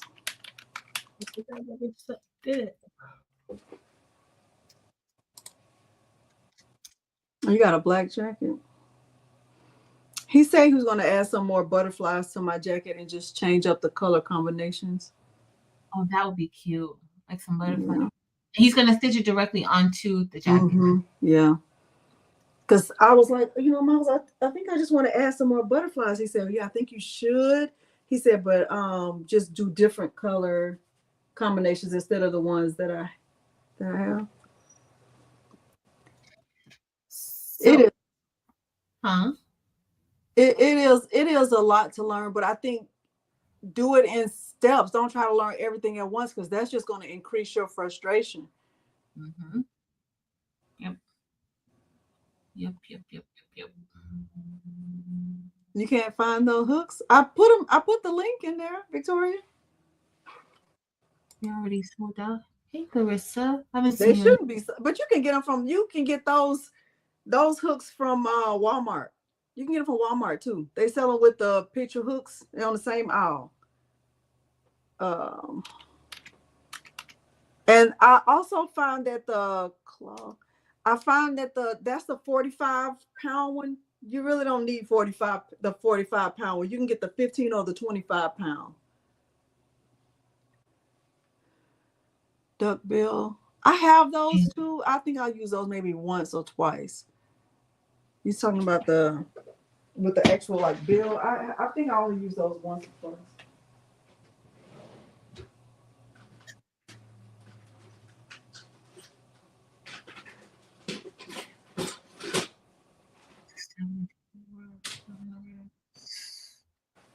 Talking about like this.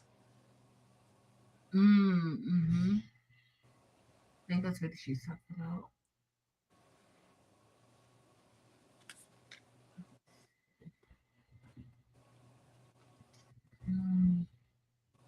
Oh, this one is cheap. This one has a 15-pound claw. $11.99.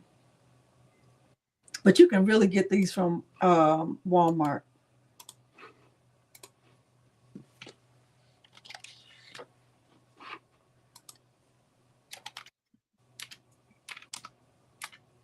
And does Poulin have a yeah. Does Poulin have a Facebook group? They do. They have a Facebook. They can know your nerves. Walmart Alpha. Trying to see where that might not have made us. Oh yeah, they do have them at Home Depot too. But I've gotten them from Walmart and I got them from Amazon too. I don't know which one is the cheapest, but you don't need the 45-pound size. 12. I've never had a delivery from Walmart. I never had a deliver. Look over your pricing quarterly unless it's a new product. Okay.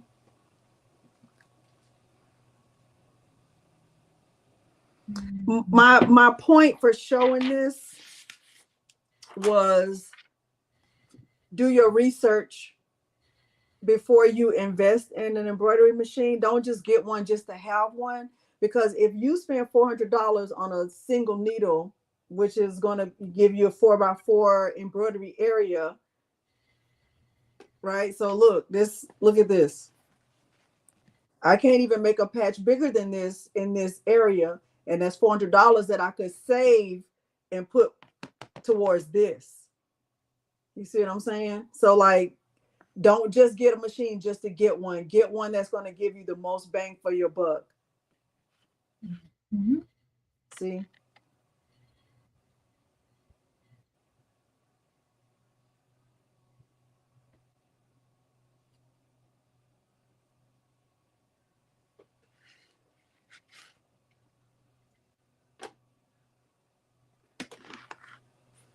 Get Walmart delivery on the regular one. Customers get like the fighting argue. Oh Lord. Wow.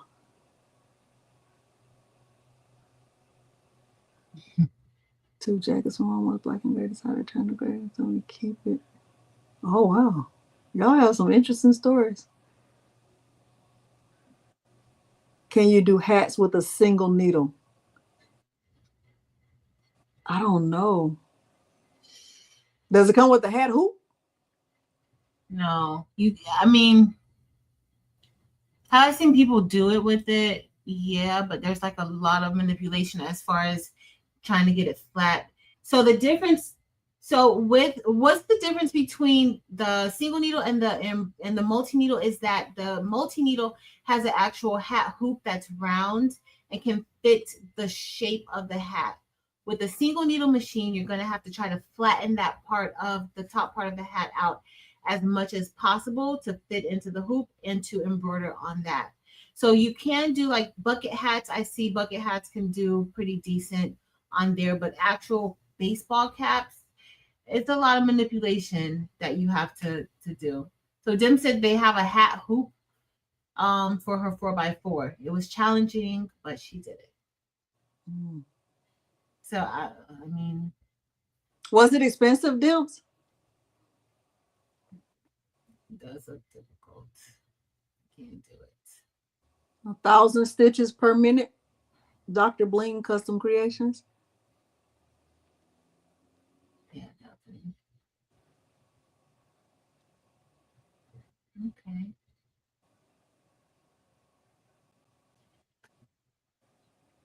Um, Hmm. flat machine. That's different.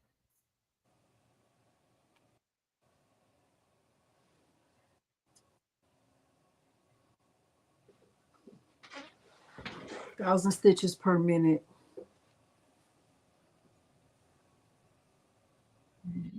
Clamp hoop. Barbara says she has a clamp hoop thing that screws it down. $20. Okay.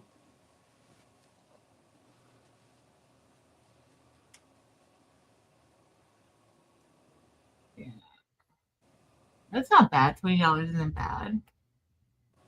I For never. I even though this machine can go up to 1,000 stitches per minute, I don't like to run it fast. I've never felt like I was in a rush to embroider something and I needed to go as super fast as I can. I Mhm. I feel like one thing that helps to prevent thread breaks is slowing the machine down, especially if it's something that has a lot of satin stitches. I'll slow it down, and I'll tell Miles that too. Like if he's getting a lot of thread breaks, to go ahead and slow it down, because you what else you got to do? You can sit, you can wait. So I like to slow it down. You can change the settings, Rosalind, in the settings. Yeah, take it slow on Wanda. The most important thing you need right now is thread, needles, bobbin, Yeah. oil, Yeah. and some felt, maybe some cheap stuff just to practice. Oh, and stabilizer.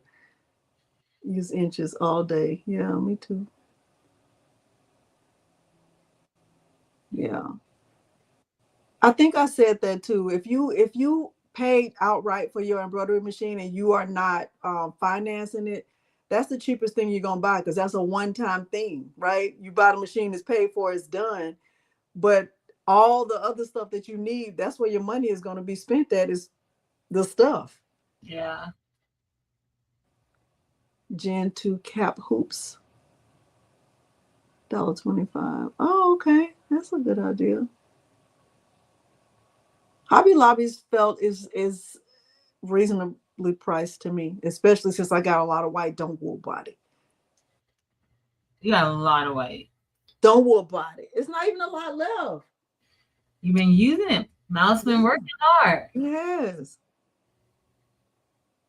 Yeah, Mm. embroidery is a whole different, it's a whole different level. Yeah. What stops the machine from embroidery through the back? Who said that? What's something? Jazzy Because G.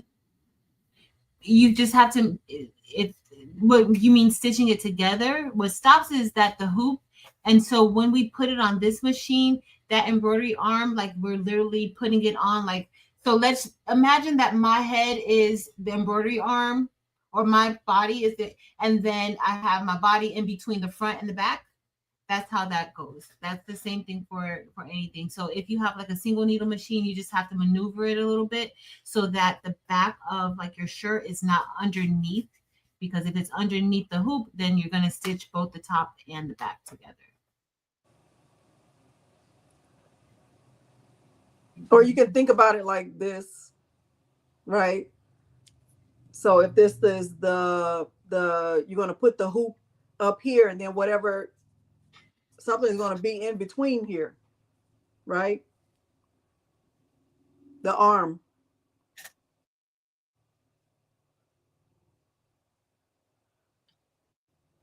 Yeah, I oil my machine often. With this machine and with any other machine, they'll tell you like how often you need to oil it and the areas that you need to put your oil in. I feel like they be lying though. Do you think so? Yes. I feel like you just tell me this yesterday and I did it. Oh, when the machine tells you, I don't look at the machine because I do.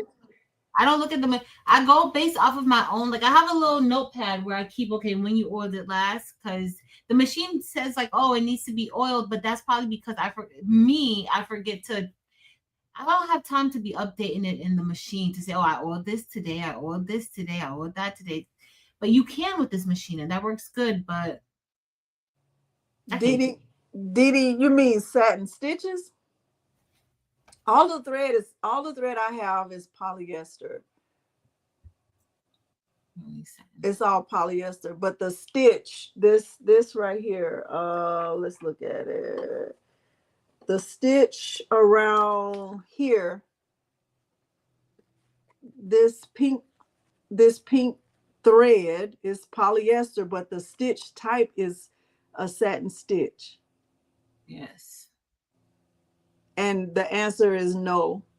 You can use satin stitches for anything, really. I mean, it depends. Yeah. Have you used metallic thread? I have. Do you I have a mean, problem? it was breaking. There were a few thread breaks and then I slowed it down and it was a little bit better. But I did have quite a few thread breaks using it. I've used it on both my single needle and the most and I haven't used it on this one on the EM1010. So yes, here's one that is this is just like an extra one, right? So this right here is just a piece of white felt. You're in your white felt era.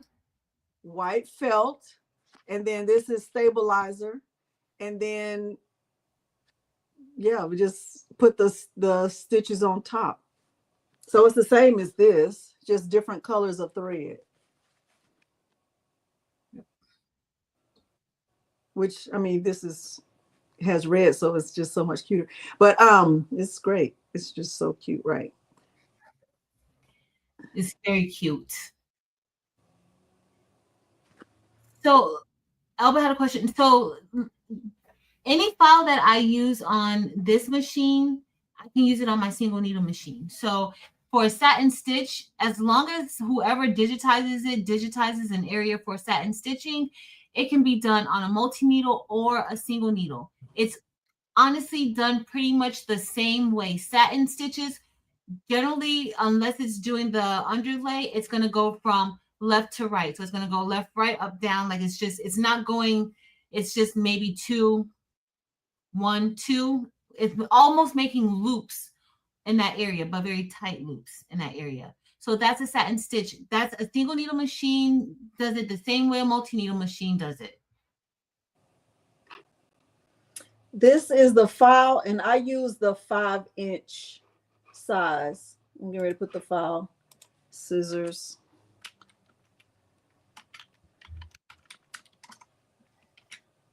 This file comes in different sizes. I use the 5-inch.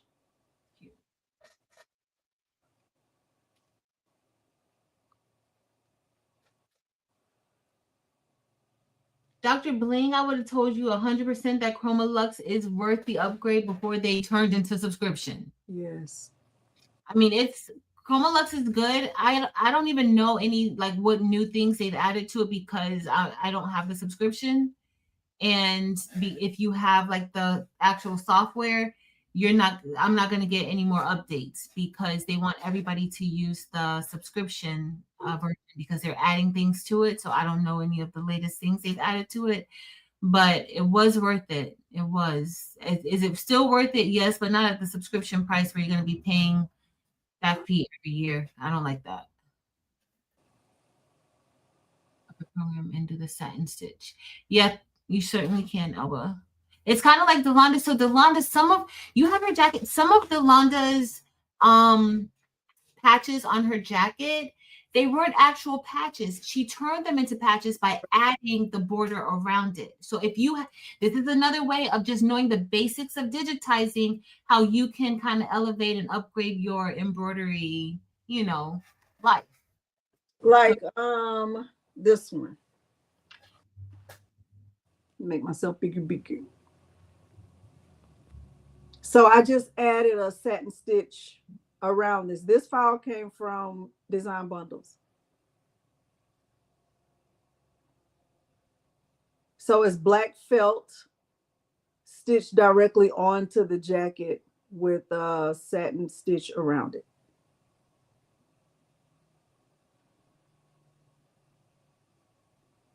It's embroidered directly onto the jacket. So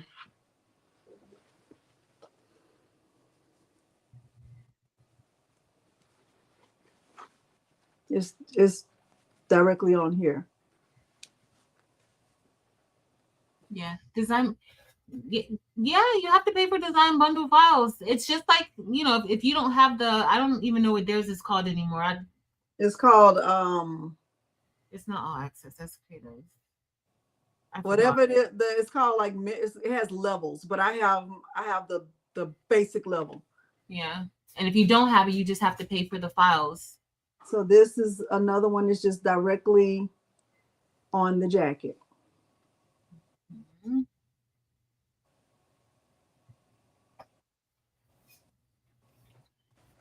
This one.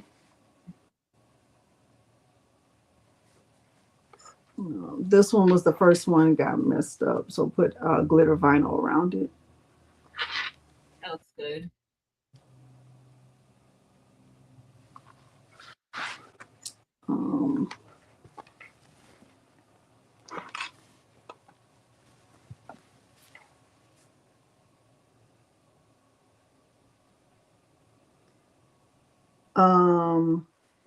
Some of mine are ironed on.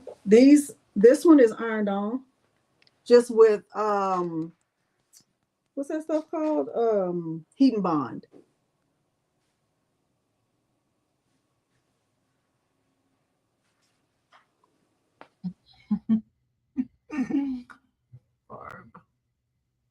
Yeah. I iron, sew, and glue on. Depends on what's gonna work best for me, and that with that patch. And I also use that spray adhesive because I felt like some of mine with the heat and bond were coming off.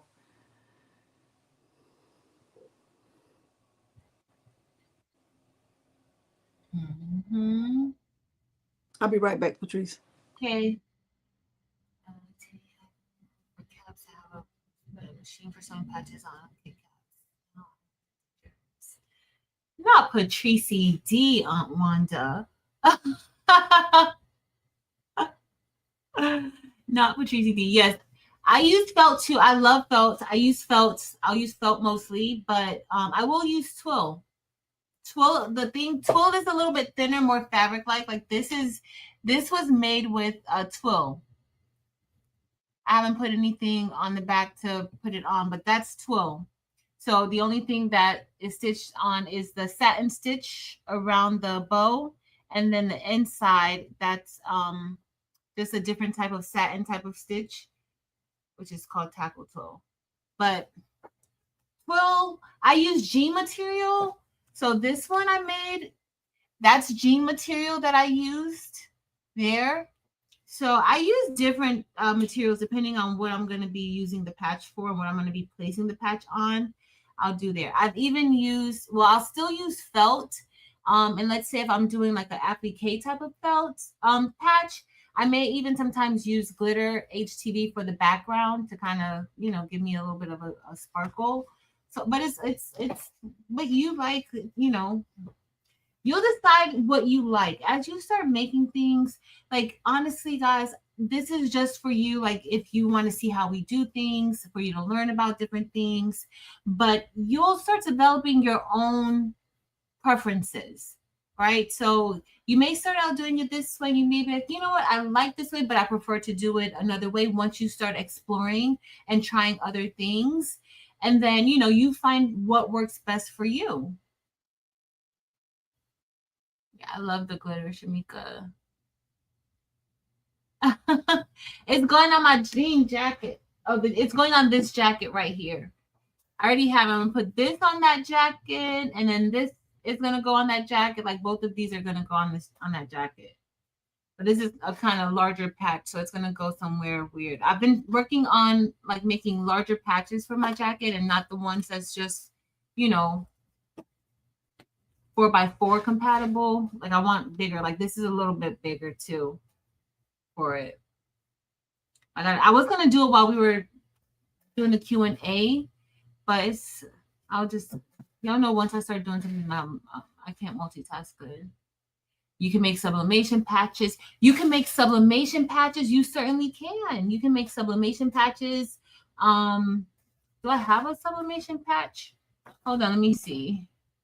I may have a sublimation patch here. Now they have these little patches. You can get these from Alibaba or even Amazon. And maybe I made this one. So I actually subbed this patch and then did a satin stitch around it. So I used felt and a piece of polyester material, and then I subbed the name is craftable on it. I did this a long time ago, and then I just stitched. This is a satin border around it, so you can do stuff like that. I've made my daughter, when she really liked BTK or something, I forgot what their name is. She had like a jacket with like their faces on it that I subbed on, but it had satin stitches around it for a patch.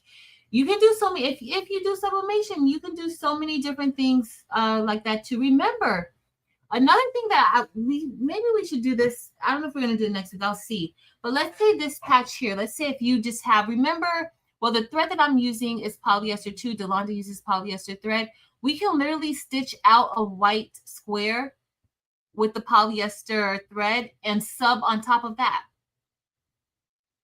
You could do that, like you'd use a nice tatami stitch, maybe with a satin border around it, and then you can sub on top of that, because remember that thread is polyester, so that thread, you know, will be able to pick up the sublimation ink. So we can do something like that. We can do a project like that.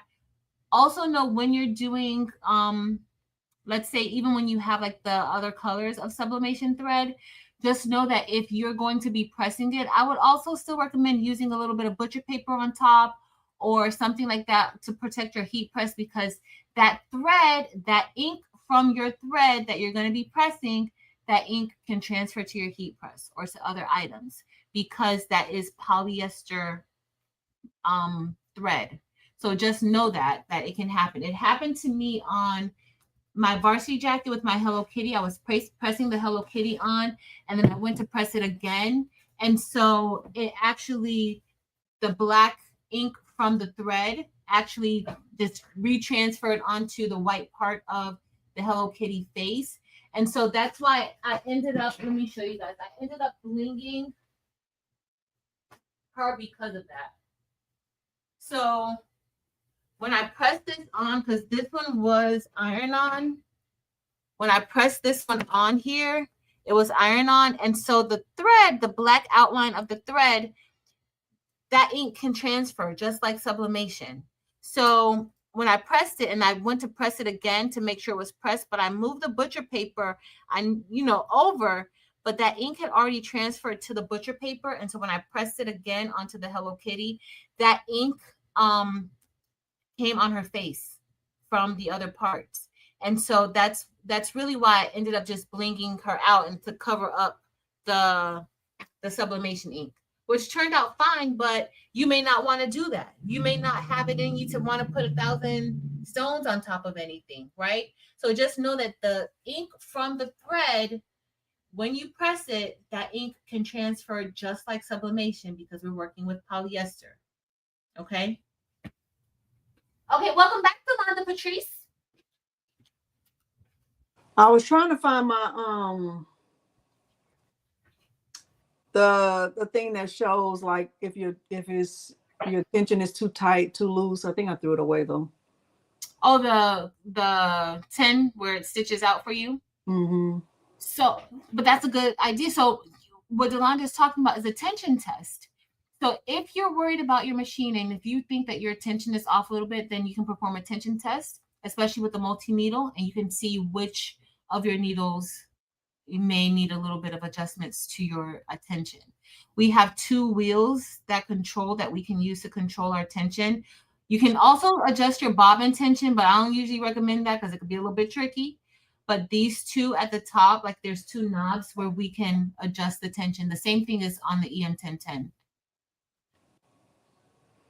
I wonder, I've been using the candle thread, the one that I just showed from this book. I feel like I like it more than the first thread that I was using. It is shiny. The colors are vibrant and pretty. Let me see if I can show you some. Like these are unopened, but see how pretty it is?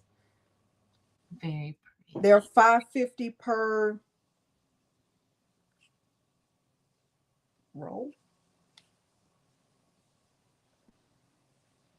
And like I said, the only thing that stops me from ordering is that in order to get free shipping, it's a minimum of $150. But with and I don't understand that because they're in Texas and so am I. But you can get 10% off your order if you use my code Delonda10. And with your first order, no matter how small it is, you'll get this little book. Milo Hush. The shipping, it depends on how much you order, Elba. So like, I think my first order, maybe it was, he's doing so much. Maybe it was $15, but I thought that was a lot. I'm gonna see how much. On their website it says Sugarland. Let me see. But it depends. So I guess the shipping depends on how much. How much you get? How much you bring? And the last time I started an order, I got up to like $120 something, and I was like, then I just started looking for stuff to order, and I'm like, I don't want to do that. Yeah. And I would not. Here's my opinion. I would not suggest getting their thread bundle because it's the smaller rolls of threads, smaller spools. I'll show. So my shipping, I ordered, let's say the last time I placed an order, I had 2, 4, 5, 6, 7, 8, 9, 10, 11 spools of thread. So for those 11 spools of thread, I paid $60.50. And then the delivery was $14.24. But I used Delonda's coupon code. Now, I don't like paying a lot for shipping. But I can tell you, even with the cost of shipping added in, this is cheaper than Madeira thread. And it's nice. It's very, very nice. So, I mean, I kind of wait, but I did get $6 off using Delonda's code. That was the last order. But the shipping was $14.24 for what, like 11 spools? I'll show the difference in the sizing. Because I ordered the kit, but I've just been using the spools that I have. So you have, let's say, this is the, let me see if I have another one up here. While she's getting that, I'll tell you, I have a lot of unopened threads, so it really doesn't make sense for me to get any thread right now, but I want some darker gray thread, and I don't want to just place an order for one. So the kit, you get all of that in the kit. And then this is the difference between the spools of what you get in the kit and when you order. This is only $5.50 outside of tax and shipping.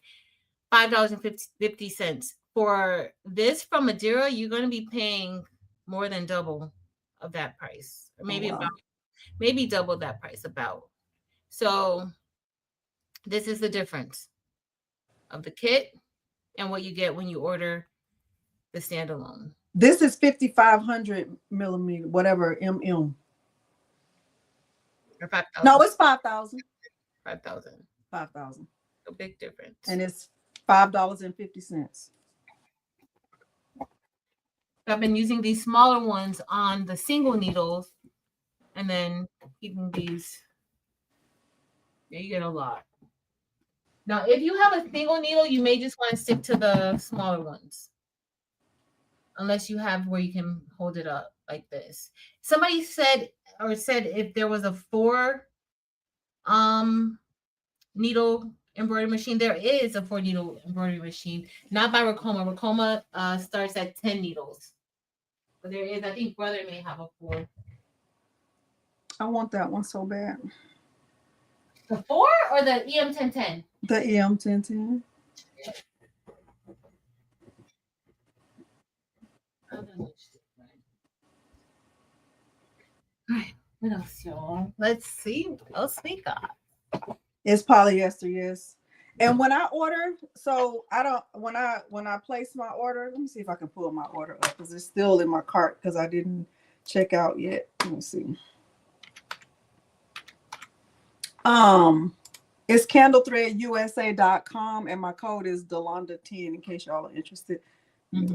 Yeah. And you will get 10% off. It adds up. And you don't have, it's not like a one-time thing. So you can use it. You can keep using it. Exactly, because I've used it multiple times to get some thread. Me too. I use my own code. Yes. I have 22 items. The girl got 22 items in her cart. Don't woo, buddy. You got a lot of stuff in your cart. A lot of stuff. Dang.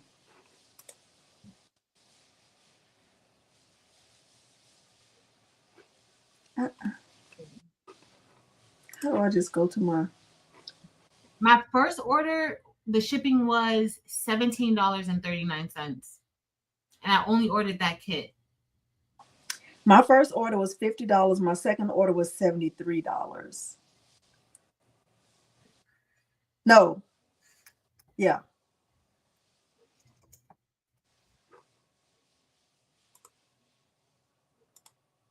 trying to pull up my whole cart. It's not letting me see it. It's just like pay. I'm not ready to pay.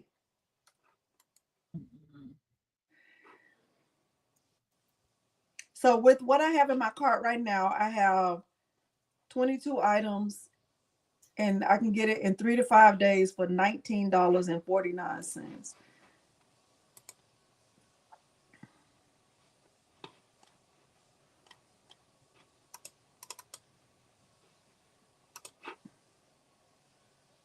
Let me look at I'm gonna pull out my book. It won't let me go to my I want to pull it up so y'all can see it. Shop now. Quick order. Okay, you can see it. Let me show you. No, Evelyn, they said they don't have a storefront because I asked. Okay, so here's my cart right now. This is what's in my cart. So what I do is look in here. So like that first thing is $86.90. It's called Vivacious. So I'll look in here and see if I already have it. And then if I don't, let me see, $86.90. Let me see if I can find it. Because these numbers are not in order either. Like, I don't even understand that, but whatever. And $76.37. So right here, so $76.37 is the second one that's on there. And that's what I have right here. I just put a dot. If I'm ordering it, I put a dot. And then when it comes in, I'll put a check. That's how I keep track of what I ordered and did I get what I ordered. That's what I do. That's good. So there's a 8415 Hollyhock. So then I just look and I make sure. So anything, let me stop sharing. But anything that has a dot is something that I'm ordering. Yeah, like right here, that has a dot. This has a dot. This I already have. That's how I keep track.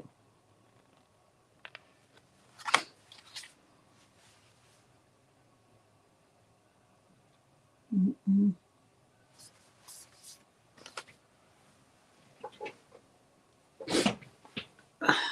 And I don't even need those purples. I got this purple that's unopened.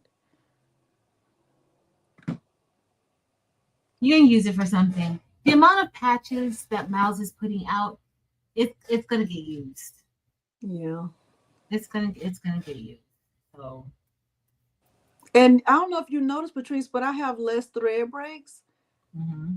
Like it's running smoothly. Yeah, I have noticed. You're doing fantastic. Thank you, ma'am. Yeah, this one is pretty too. Yeah, that is a pretty green. Yeah, and all of it is polyester, Aunt Wanda.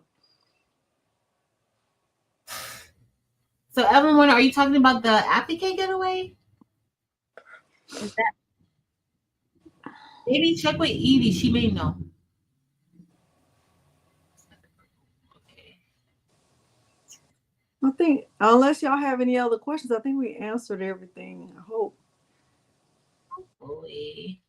But just know that you got to give yourself grace and you got to go in knowing that you don't know what you're doing. You have to tell yourself that first. You have to say, because especially when a lot of us, we craft and we're good at a lot of different crafts and a lot of different things.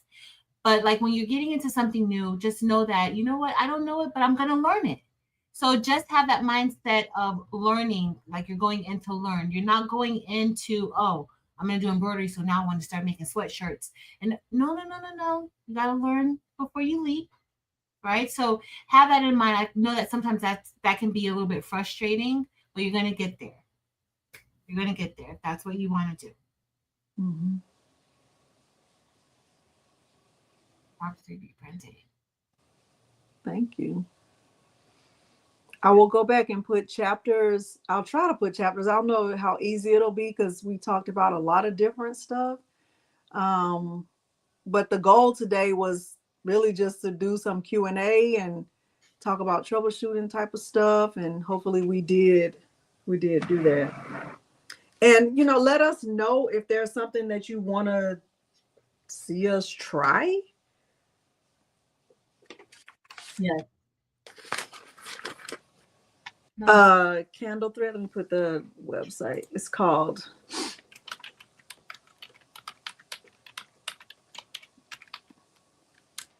and the discount code is Delonda 10. That'll save you 10% on your order.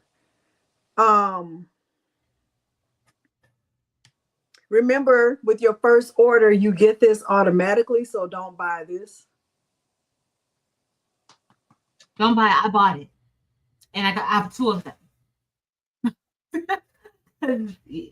I could have, like, that's a very nice booklet. A lot of companies sell those things. Like, that's very nice to have. So I think it's great. Stabilizer, Sister Kara, I get my stabilizer from Amazon. I like the Bro Thread. I like the Bro Thread brand. All the stabilizer I have is that brand. I personally like the white stabilizer better than the black. To me, it feels like the ones that I have, the black stabilizer that I have is thin. It feels thin to me.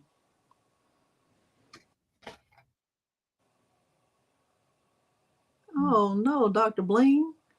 And I also like the mesh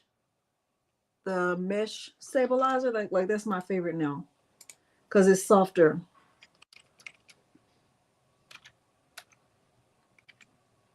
You like it, Patrice? Yeah, I like it. It's not even Bro Thread, it's HBI. The HBI no show mesh Yeah, I really like that one. I like it too. Until. Sequin applique. I would have to learn that from Patrice. I've never tried that. You can applique. You can do it. You just got when you're working. So another thing, like when you're working with things like that with the applique, when you're working with sequin or glitter, you always want to make sure you clean out your bobbin case after, and you just make sure you clean your machine really good because the specks of the glitter and the sequin can go into your bobbin case as it's stitching. Believe it or not, these things happen. So that can also cause thread breaks or even false thread breaks where you're constantly going to your machine to check it. So you just got to clean when you're using material like that. You just got to clean it out good. I have used a no-show mesh with shirts. I've also used it with sweatshirts. And if it feels like it's too thin, I'll just use 2. But it's softer. I like it. Do I use mesh with patches? I haven't. I've been using cutaway, actually. I don't know if I should be using tearaway, but I use cutaway. For which one? For the patches. For the patches. Yeah, I use cutaway. Cutaway. So with patches, most things with the patches are going to be getting, you need like a sturdy stabilizer. Yeah, this is cutaway. So we're not used tearaway for it. Knit fabric. Yeah. Okay. Okay, so we can do something. So we got a sequin, applique. Maybe one day we just do different stabilizers and what the stabilizers are for, and we can show the cutaway versus tearaway versus the no-show mesh versus all those. We could do that. I think that would be good. Thank you, guys. Hi, you guys. So did we accomplish our goal? I think we did. I think we absolutely accomplished it, Delonda Patrice. I think we did. Yeah, Renee says stabilizer 101 would be great. Yeah, so yeah. Even though the black stabilizer I have, it says it's the same weight as the white. I just don't agree that it is. I don't feel like it is. Yeah, that's probably not. But though, yeah, and I also like to get the long rolls, not the 12-inch. I like the 15-inch rolls. All right, you guys. Well, thank you all for being here. We appreciate you so much. Yes. Y'all know the schedule for everything. If there's something you think of after this, make sure you have already liked the video and that you're subscribed to this channel and to Patrice's channel. Her link is below the video. Thank you so much. Use one. Yeah, I like the 3-ounce stabilizer barb. And even though the black one says it's 3 ounces, I feel like it's not true. But anyway, okay. Thank y'all for being here so much. Bye. We say bye to the people. Where's Milo to say bye? He didn't say hi. No, you don't even want to know.